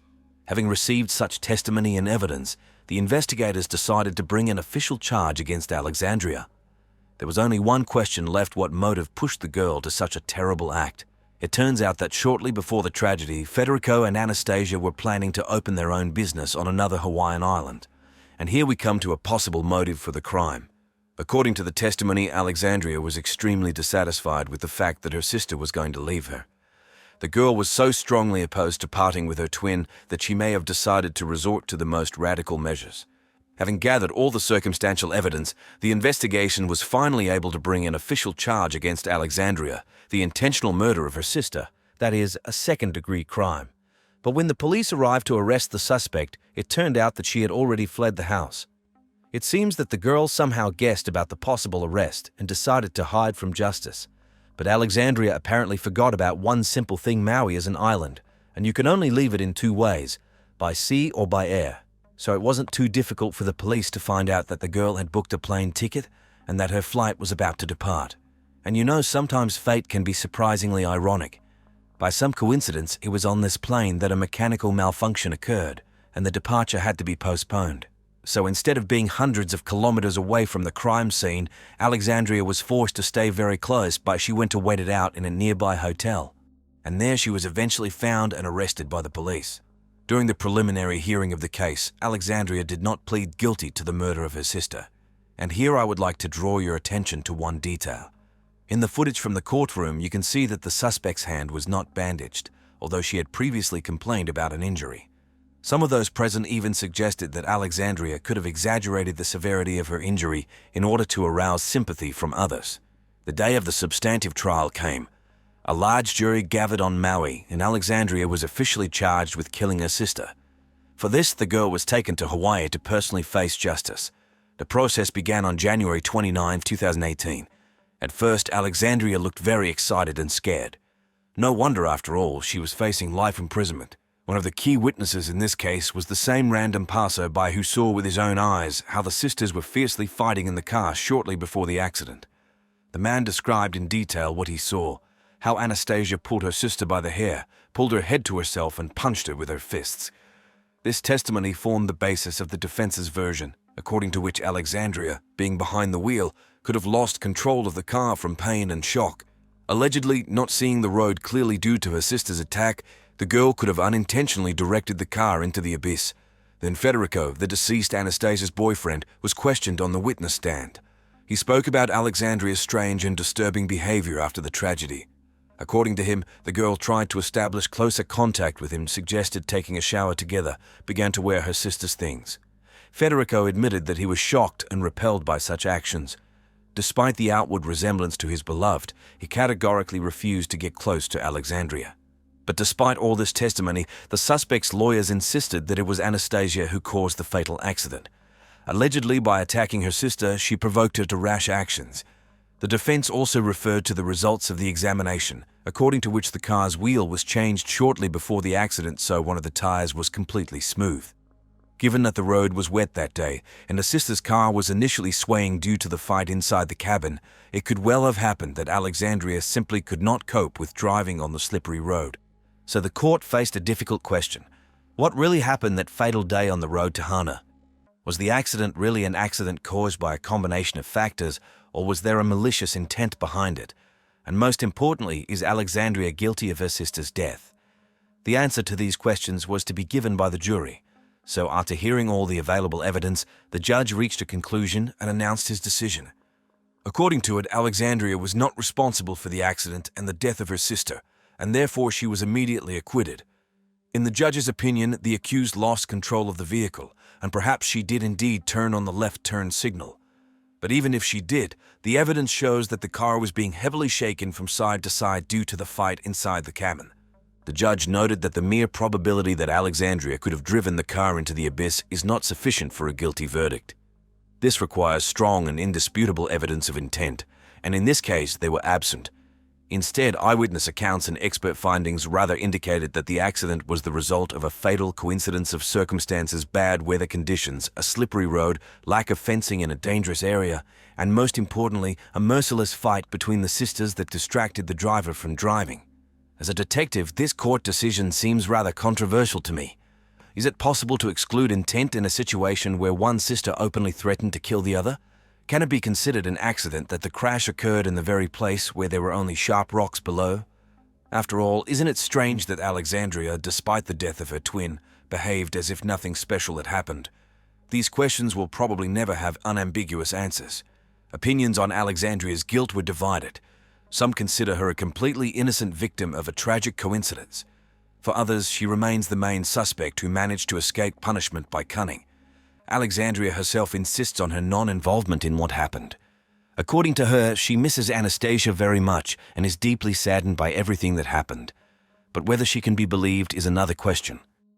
Taylor Bell, a high school graduate from the small town of Vienna in the state of Virginia, USA, decided to enter Virginia Commonwealth University. This educational institution, located in the state capital of Richmond, was famous for its first-class infrastructure and vibrant nightlife that revolved around the student body. The university, known for its achievements in the field of biotechnology, had about 30,000 students. For Taylor, the university's location was ideal, as it allowed her not to move too far away from her caring mother. Initially, the girl often traveled between the two cities, living for some time in Richmond with close friends of her parents. But later, she decided to settle directly on the university campus. On September 5, 2005, Taylor Bell intended to visit one of the local restaurants to have dinner with her friend Ben. After the meal, the student planned to skateboard with him through the city streets at night and then return to campus. That same morning, Taylor met with Ben to borrow his skateboard for a while, intending to return it in the evening. Around 10 in the evening, after meeting her friend, the girl came to the dormitory. However, her roommate was spending time with her boyfriend and asked Taylor not to disturb them. The girl agreed to leave, taking only her car keys, cell phone, and $40 in cash. Her purse was left in the room. Before leaving, the heroine told her roommate that she would return in a couple of hours. Contrary to her promise, Taylor did not appear in the dormitory either at the specified time or even the next day. The girl stopped communicating, did not respond on social networks, behaved very atypically for herself. Attempts to call her turned out to be futile, and all text messages sent through messengers remained unread. On September 7, 2005, the girl's mother went to the police with a statement about her daughter's disappearance. Law enforcement officers treated this without much enthusiasm, believing that the adult girl had just gone out somewhere and would soon return on her own. After all, students disappear almost every day, but in 99% of cases, such stories end with the favorable return of young people. Guys and girls can disappear for several days or more, spending time at parties with friends. A week had passed since Taylor's disappearance, and the police officers had not found out anything. Under pressure from the missing girl's relatives, the officers finally took the case seriously. They checked Taylor's activity on social networks and on her mobile phone, but found that the girl had completely stopped using them. This convinced law enforcement that the family was telling the truth, that something bad had happened to Taylor. Moreover, all the girl's things, including clothes, cosmetics, money, and a purse, were left in the dorm room. Taylor had never been out for long without these things before. In addition, no transfers or payments were recorded on her bank cards, which finally convinced the detectives of the seriousness of the situation. The police turned to the public for help through the media, but unfortunately this did not yield any results. Soon, Taylor's car was found, a white 1997 Ford Escort. It was parked just a few kilometers from the university campus. Law enforcement decided to put the car under surveillance for at least 12 hours, hoping that the likely criminal would return to it. Unfortunately, this did not happen, so the car was sent for examination. Taylor had no idea that her disappearance would become a real nightmare for the police, and especially for her loved ones. At the initial stage of the investigation, the detectives came across the first alarming find. It turned out that license plates stolen 2 months before the girl's disappearance were installed on Taylor's car. This suggested the involvement of a quick-witted and knowledgeable criminal in the case. As it became known, the numbers were registered in the state of Ohio. Investigators found that they belonged to a former resident of that state who had recently moved to Richmond. The owner of the numbers turned out to be a student who had previously reported their theft to the police. His words were confirmed, so suspicions were removed from him. In fact, such a trick was not something extraordinary, because some criminals resort to such tricks in order to confuse the trail and gain extra time. To obtain more information, experts from various fields were involved in the inspection of Taylor's vehicle. However, despite a thorough examination, this did not yield any results. Analyzing the missing girl's social circle, investigators immediately drew attention to a 38-year-old amateur photographer named Ben Foley, with whom Taylor was friends and met shortly before her disappearance. The man had no alibi for that evening. His testimony was confused and contradictory. He could not clearly explain where exactly he spent the night after Taylor's disappearance. Ben's apartment was of particular interest to detectives. They obtained search warrants for his home, as well as the room on campus that the missing girl shared with her roommate. The man immediately got on the list of suspects, because after questioning, investigators concluded that there was an intimate relationship between him and Taylor, and that he was clearly hiding something. During a check of Ben's computer, shocking facts were discovered. It turned out that the man owned several sites where he posted quite specific content. On one of these resources, he published photos of naked and half-naked girls, and all of them were much younger than him. Some of them were minors. There were even pictures of very young children aged 3, 4 years. The missing girl also posed for Ben. Taylor's mother was convinced that the photographer was using her daughter's photos illegally. In addition to these dubious activities, Ben had a criminal history related to stalking and domestic violence. Immediately after the start of the investigation, it was noticed that the man began to hastily delete his sites, probably trying to hide something from the police. He even sent a message to his subscribers about the need for an urgent cleaning.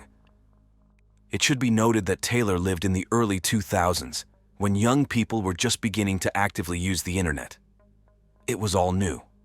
Previously, in order to find out something about a person's identity, it was necessary to communicate with them personally or with their immediate environment for a long time.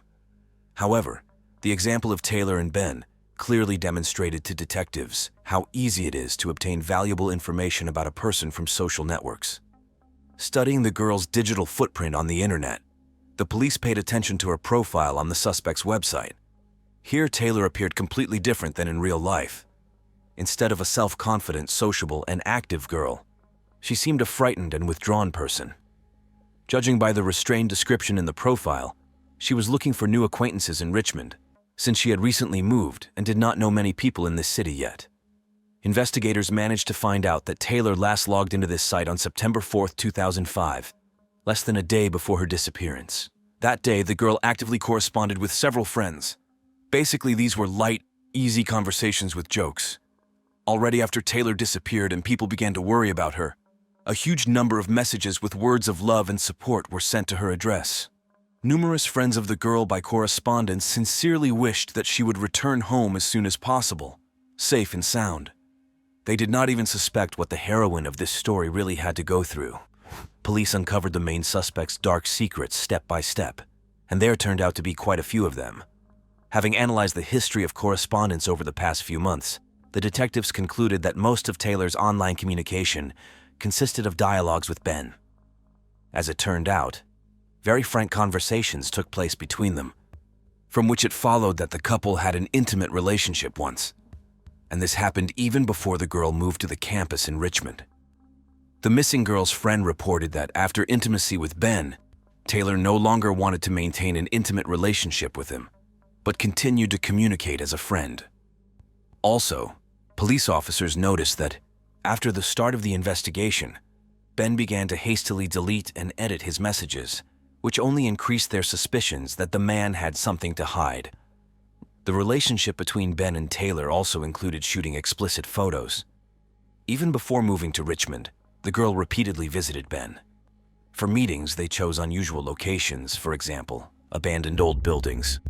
Of course, this is not the best place for dates, but Ben insisted on such conditions for creating explicit shots. He believed that the gloomy atmosphere was ideal for the embodiment of his ideas, and he considered his work as works of art. In many messages, the name of the couple's favorite place was mentioned, Belle Isle, located on the James River in the very heart of the city. Analyzing the correspondence, the investigators concluded that Taylor herself, despite her young age, took the initiative in the relationship with Ben. At the same time, the police suggested that an adult man still had some influence on the girl, because the age difference was a whole 20 years. Taylor herself, in her messages, called this difference life experience and did not see anything wrong with it. An important role in the investigation was played by Taylor's personal diaries, which the detectives managed to find. These records reflected the typical experiences of a teenager who had already left childhood but had not yet reached full maturity. Here were doubts, fears, anxieties, and thoughts that the girl could not share with anyone. For his part, Ben was known for his attraction to very young girls. All these facts, together with the history of violations of the law, played against him. Of course, Taylor, being a student, did not suspect that Ben was publishing explicit photos in which she posed on the internet. The girl sincerely believed that they were doing art solely for themselves, and no outsiders would see these pictures. According to investigators, she became another victim of the alleged criminal. From the pages of the diary, the police learned that Taylor met with different men, preferring those older than herself. Her idol was actor Johnny Depp, whose features she subconsciously sought in every adult acquaintance. Many believed that Ben outwardly resembled a celebrity. Perhaps this is what attracted the girl to him. At that time, there was no information about Taylor's fate. Detectives continued to question her inner circle. The parents told the investigators the story of their daughter's life. For some time, the family lived in Great Britain and Belgium, often moving from place to place, since the girl's mother was married to an officer of the Royal Air Force. After the breakup of that marriage, the mother and daughter were able to return to their native Virginia. The woman got married several more times, but these attempts also turned out to be unsuccessful. Taylor was a very energetic girl with a compliant character. Very smart, sometimes even too much for her age. These traits helped her quickly adapt to new schools. In total, young Taylor changed about 15 educational institutions before receiving a certificate and entering university. Everywhere, she easily made friends and made acquaintances. Sometimes the girl seemed too soft and trusting. For a long time, the mother tried to protect her daughter. believing that she was not yet ready for an independent adult life. The biography of the missing girl turned out to be full of ambiguous facts and secrets. The mother described Taylor as a willful and energetic girl. She grew up in a privileged environment surrounded by conservative and wealthy people. However, Taylor wanted to know the other side of life too, so after entering university, she decided to move to another city and settle on campus in order to achieve her goals on her own. Unfortunately, the young student did not even realize the dangers that could lurk behind the walls of a student dormitory. Despite good intentions, such places also have a dark side. Sometimes they turn into a real hotbed of undesirable phenomena among young people. Theft, substance abuse, promiscuous sexual relations. Since students are in close contact with each other, all this begins to manifest itself more clearly. At the same time, the vast majority of dorm residents are really focused on studying and getting an education. Without a wealth of life experience, it is very difficult to objectively assess the situation, which is what happened to Taylor. In the opinion of law enforcement officers, the missing girl made several serious mistakes at once. First of all, this concerns the relationship with a man who was twice her age, had convictions and mental health problems. A former girlfriend and a former roommate confirmed that Ben suffered from bipolar disorder, had sharp mood swings, and problems with anger control. In addition, detectives considered Taylor's decision to leave campus after 10 in the evening fatal. No one accompanied her, and she simply disappeared in the dark. And what is your opinion on this? Write in the comments, I will be interested to read. Investigators began compiling lists of dormitory neighbors who aroused suspicion. Police officers identified several students who were actively involved in the distribution of narcotic substances on campus. However, their alibi was confirmed. The mother of the missing girl suggested that the attack on Taylor could have been committed by several attackers. However, the most suspicious figure in this story remained 38-year-old Ben Foley, and detectives continued to closely investigate his identity. The man led a very active life on the internet. He owned several websites on various topics and revealed a lot of information about himself. Ben's subscribers even knew his shoe size, but compared to some of his thematic resources, this data seemed like a trifle. One of the most creepy turned out to be a site where a man published his distorted vision of beauty. He considered it creativity, but to detectives it seemed evidence of serious mental problems. On this resource, Ben combined images of naked bodies of models much younger than him, with images of death, decaying flesh, and gothic motives. He often used real animal bones and skulls in his work.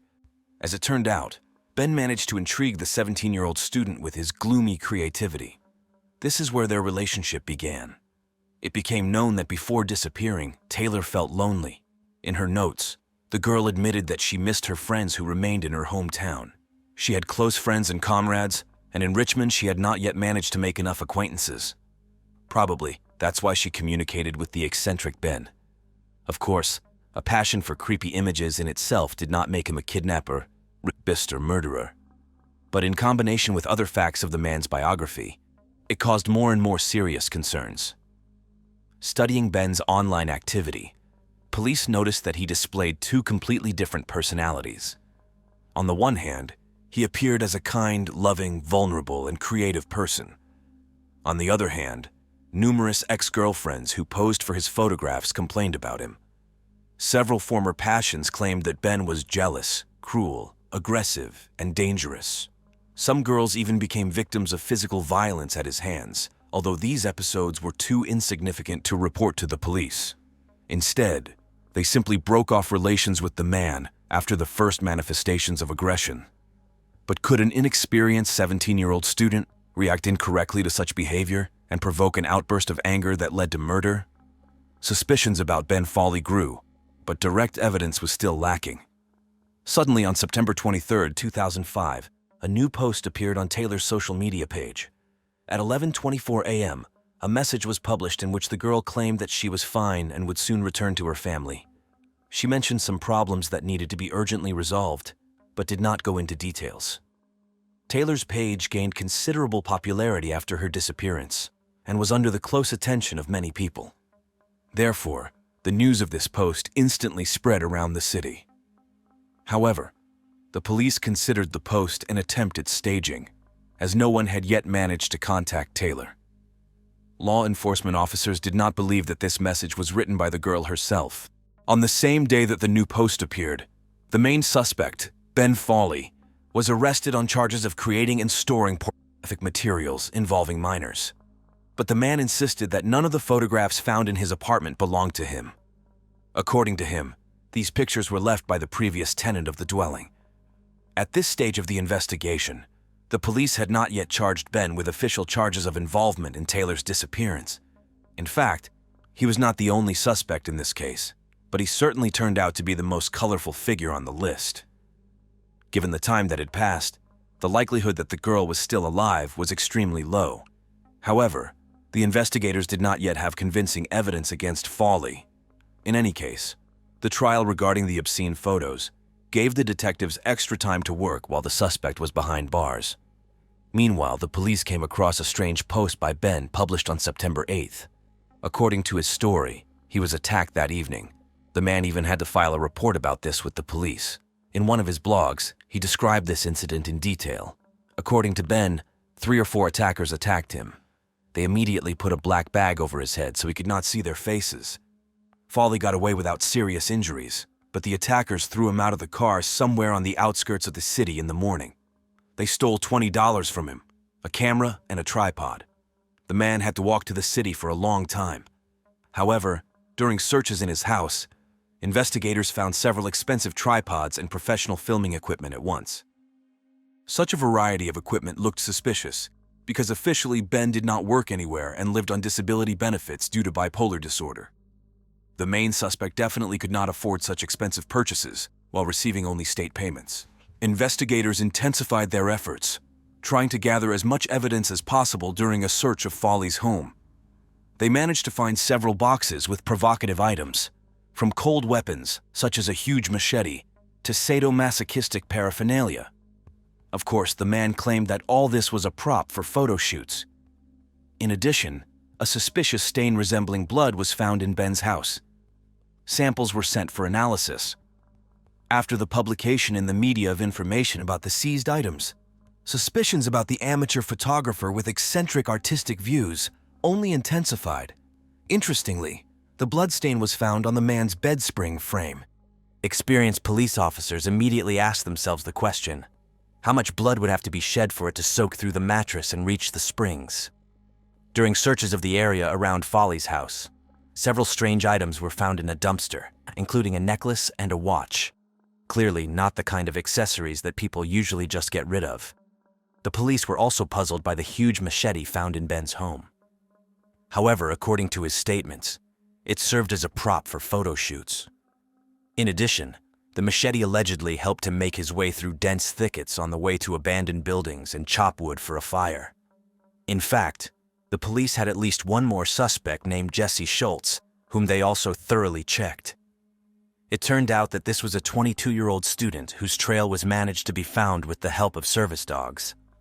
When Taylor's car was found, specially trained dogs were used to search for the alleged criminal's scent traces. In the end, the scent trail led to the house where this young man lived. According to Jesse's confession, he began dating Taylor in August 2005. It was during this period, almost immediately after the girl moved to Richmond, that alarming entries appeared in her diaries. The Schultz family turned out to be the same friends of Taylor's father with whom she lived in the first days after arriving in the city. Despite all the efforts of the investigators, the truth about what happened to Taylor turned out to be much more terrible than they could have imagined. Taylor immediately began to complain about the son of the Schultz couple. According to the girl, the young man was so intrusive in his courtship of her that she no longer felt safe under their roof. This is what caused her to move to the university campus. However, Taylor did not mention that they were dating. After the service dogs picked up the trail that led to Jesse, law enforcement officers conducted thorough searches in his home. Traces of narcotic substances were found in the guy's room, which gave grounds for his detention. However, no concrete evidence of Jesse's involvement in Taylor's disappearance was found. In addition, he had a reliable alibi, so his name was soon crossed off the list of suspects. On October 5th, 2005, investigators spoke with one of the missing girl's friends named Kevin. Despite the fact that they only met 4 times in total, this was enough for Kevin to get the impression of Taylor as an extremely trusting person. In addition, in his opinion, the girl was quite pliable and easily influenced by others. The last time they saw Taylor was the day before her disappearance. At that time, the girl seemed very inspired and excited.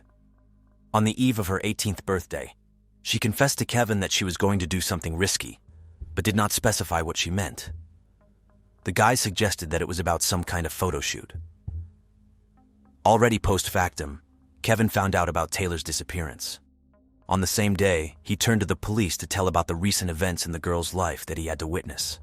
In particular, it was during that meeting that he first saw Ben Foley, whom Taylor introduced as her photographer friend. Kevin immediately felt hostility towards this man because he made a very suspicious impression on him. Later, Ben himself contacted Kevin, trying to find Taylor, because he could not do it on his own. The guy had a clear feeling that the photographer was hiding something. Throughout October, the search for the missing girl continued. Police officers examined numerous locations in the vicinity of Richmond. These were places that Ben photographed as part of his project dedicated to highlighting the city's problems. One of these objects even had a separate blog of the man dedicated to it. About 100 kilometers from Richmond, in Matthews County, the body of a young woman was found in a shallow pit. It was impossible to identify her on the spot due to significant damage. The body was in a terrible condition. The soft tissues had significantly decomposed due to environmental influences and the activity of small animals like wild dogs. It was a horrifying sight, and one of the forensic experts literally could not stop his mouth from gagging at what he saw. Identification of the deceased's identity became possible only thanks to the recognition of fragments of clothing by her mother. In the end, the examination finally confirmed that the found remains belonged to the missing Taylor Bell. The woman was devastated by grief and vowed to make every effort to punish the monster who committed this terrible crime against her daughter. The place where the body was found was established, thanks to photographs taken by Ben. The attention of law enforcement officers was attracted by one of the locations that the man had been excessively interested in recently. It was decided to carefully examine the outbuildings located there, which brought results. The body of the deceased was found behind one of the barns on private property. Experts found that soil particles from the tires of Taylor's car were identical to soil samples taken near the barn. This indicated that the criminal had transported the body in the girl's car and then drove the car to another location. Most likely, Taylor was attacked almost immediately after she left the campus. It took no more than a few hours before she was dead. Fragments of duct tape were found on the remains of the body, suggesting that the girl was held tied up. Police turned to Ben Foley for comment. He claimed that the abduction was planned and carried out by his ex-girlfriend with the participation of several beefy young men. He himself was allegedly under the influence of drugs, did not directly participate in this madness, and does not remember anything. However, this testimony sounded extremely unconvincing. After confirmation of the worst fears, Taylor's family was waiting for only one thing: justice. After the discovery of the body, all the attention of the local community was riveted to the person of the eccentric amateur photographer. The fact is that Taylor's remains were found near Chesapeake Bay, in an area that had repeatedly appeared in Ben's photographs. This indicated that for a man, this location had a special, perhaps even sacred meaning. The version of a random coincidence was immediately rejected, because Foley was the last to see the girl alive on that fatal evening. In addition, he was previously noticed in such a strange activity as collecting car license plates. Creepy details from Ben's past surfaced. In particular, an incident when he attacked his ex-girlfriend with such rage that the poor girl managed to say goodbye to life. After that attack, the defendant even inflicted bodily injuries on himself. The conflict reached such a serious scale that the girl, miraculously saved, was forced to take a restraining order against her ex-boyfriend. An internet investigation revealed a whole series of similar cases of Ben's inappropriate behavior towards his passions. Gradually, the level of aggression in his actions only increased. All these facts formed in the eyes of detectives the image of a mentally unstable man with deviant tendencies who lured young, trusting girls into his networks. On January 17, 2006, Ben Foley was officially charged with the abduction, rape, and willful murder of Taylor Bell. Unfortunately, due to the extremely poor preservation of the body, forensic experts were never able to accurately determine all the circumstances of the girl's death. This led to the fact that already in February, serious amendments had to be made to the initial charges. At that time, the suspect was already serving a sentence for storing pornographic materials depicting minors. In the end, in August, Ben made a deal with the investigation and pleaded guilty to the crimes he was charged with, albeit very selectively choosing the wording. According to his version of events, that evening, he met with Taylor immediately after she left the campus. Together, they went to a deserted place, where in the back seat of the car, Ben allegedly tied the girl's hands behind her back with duct tape, after which they had rough consensual sex. Then, in a fit of passion, the man allegedly accidentally strangled his partner. He left the body in the forest, and the next day he returned to hide the remains. Most of the facts cited by Ben remained unsubstantiated allegations that are difficult to prove. Although the forensic expert was unable to unequivocally determine the cause of Taylor's death, he insisted on its violent nature.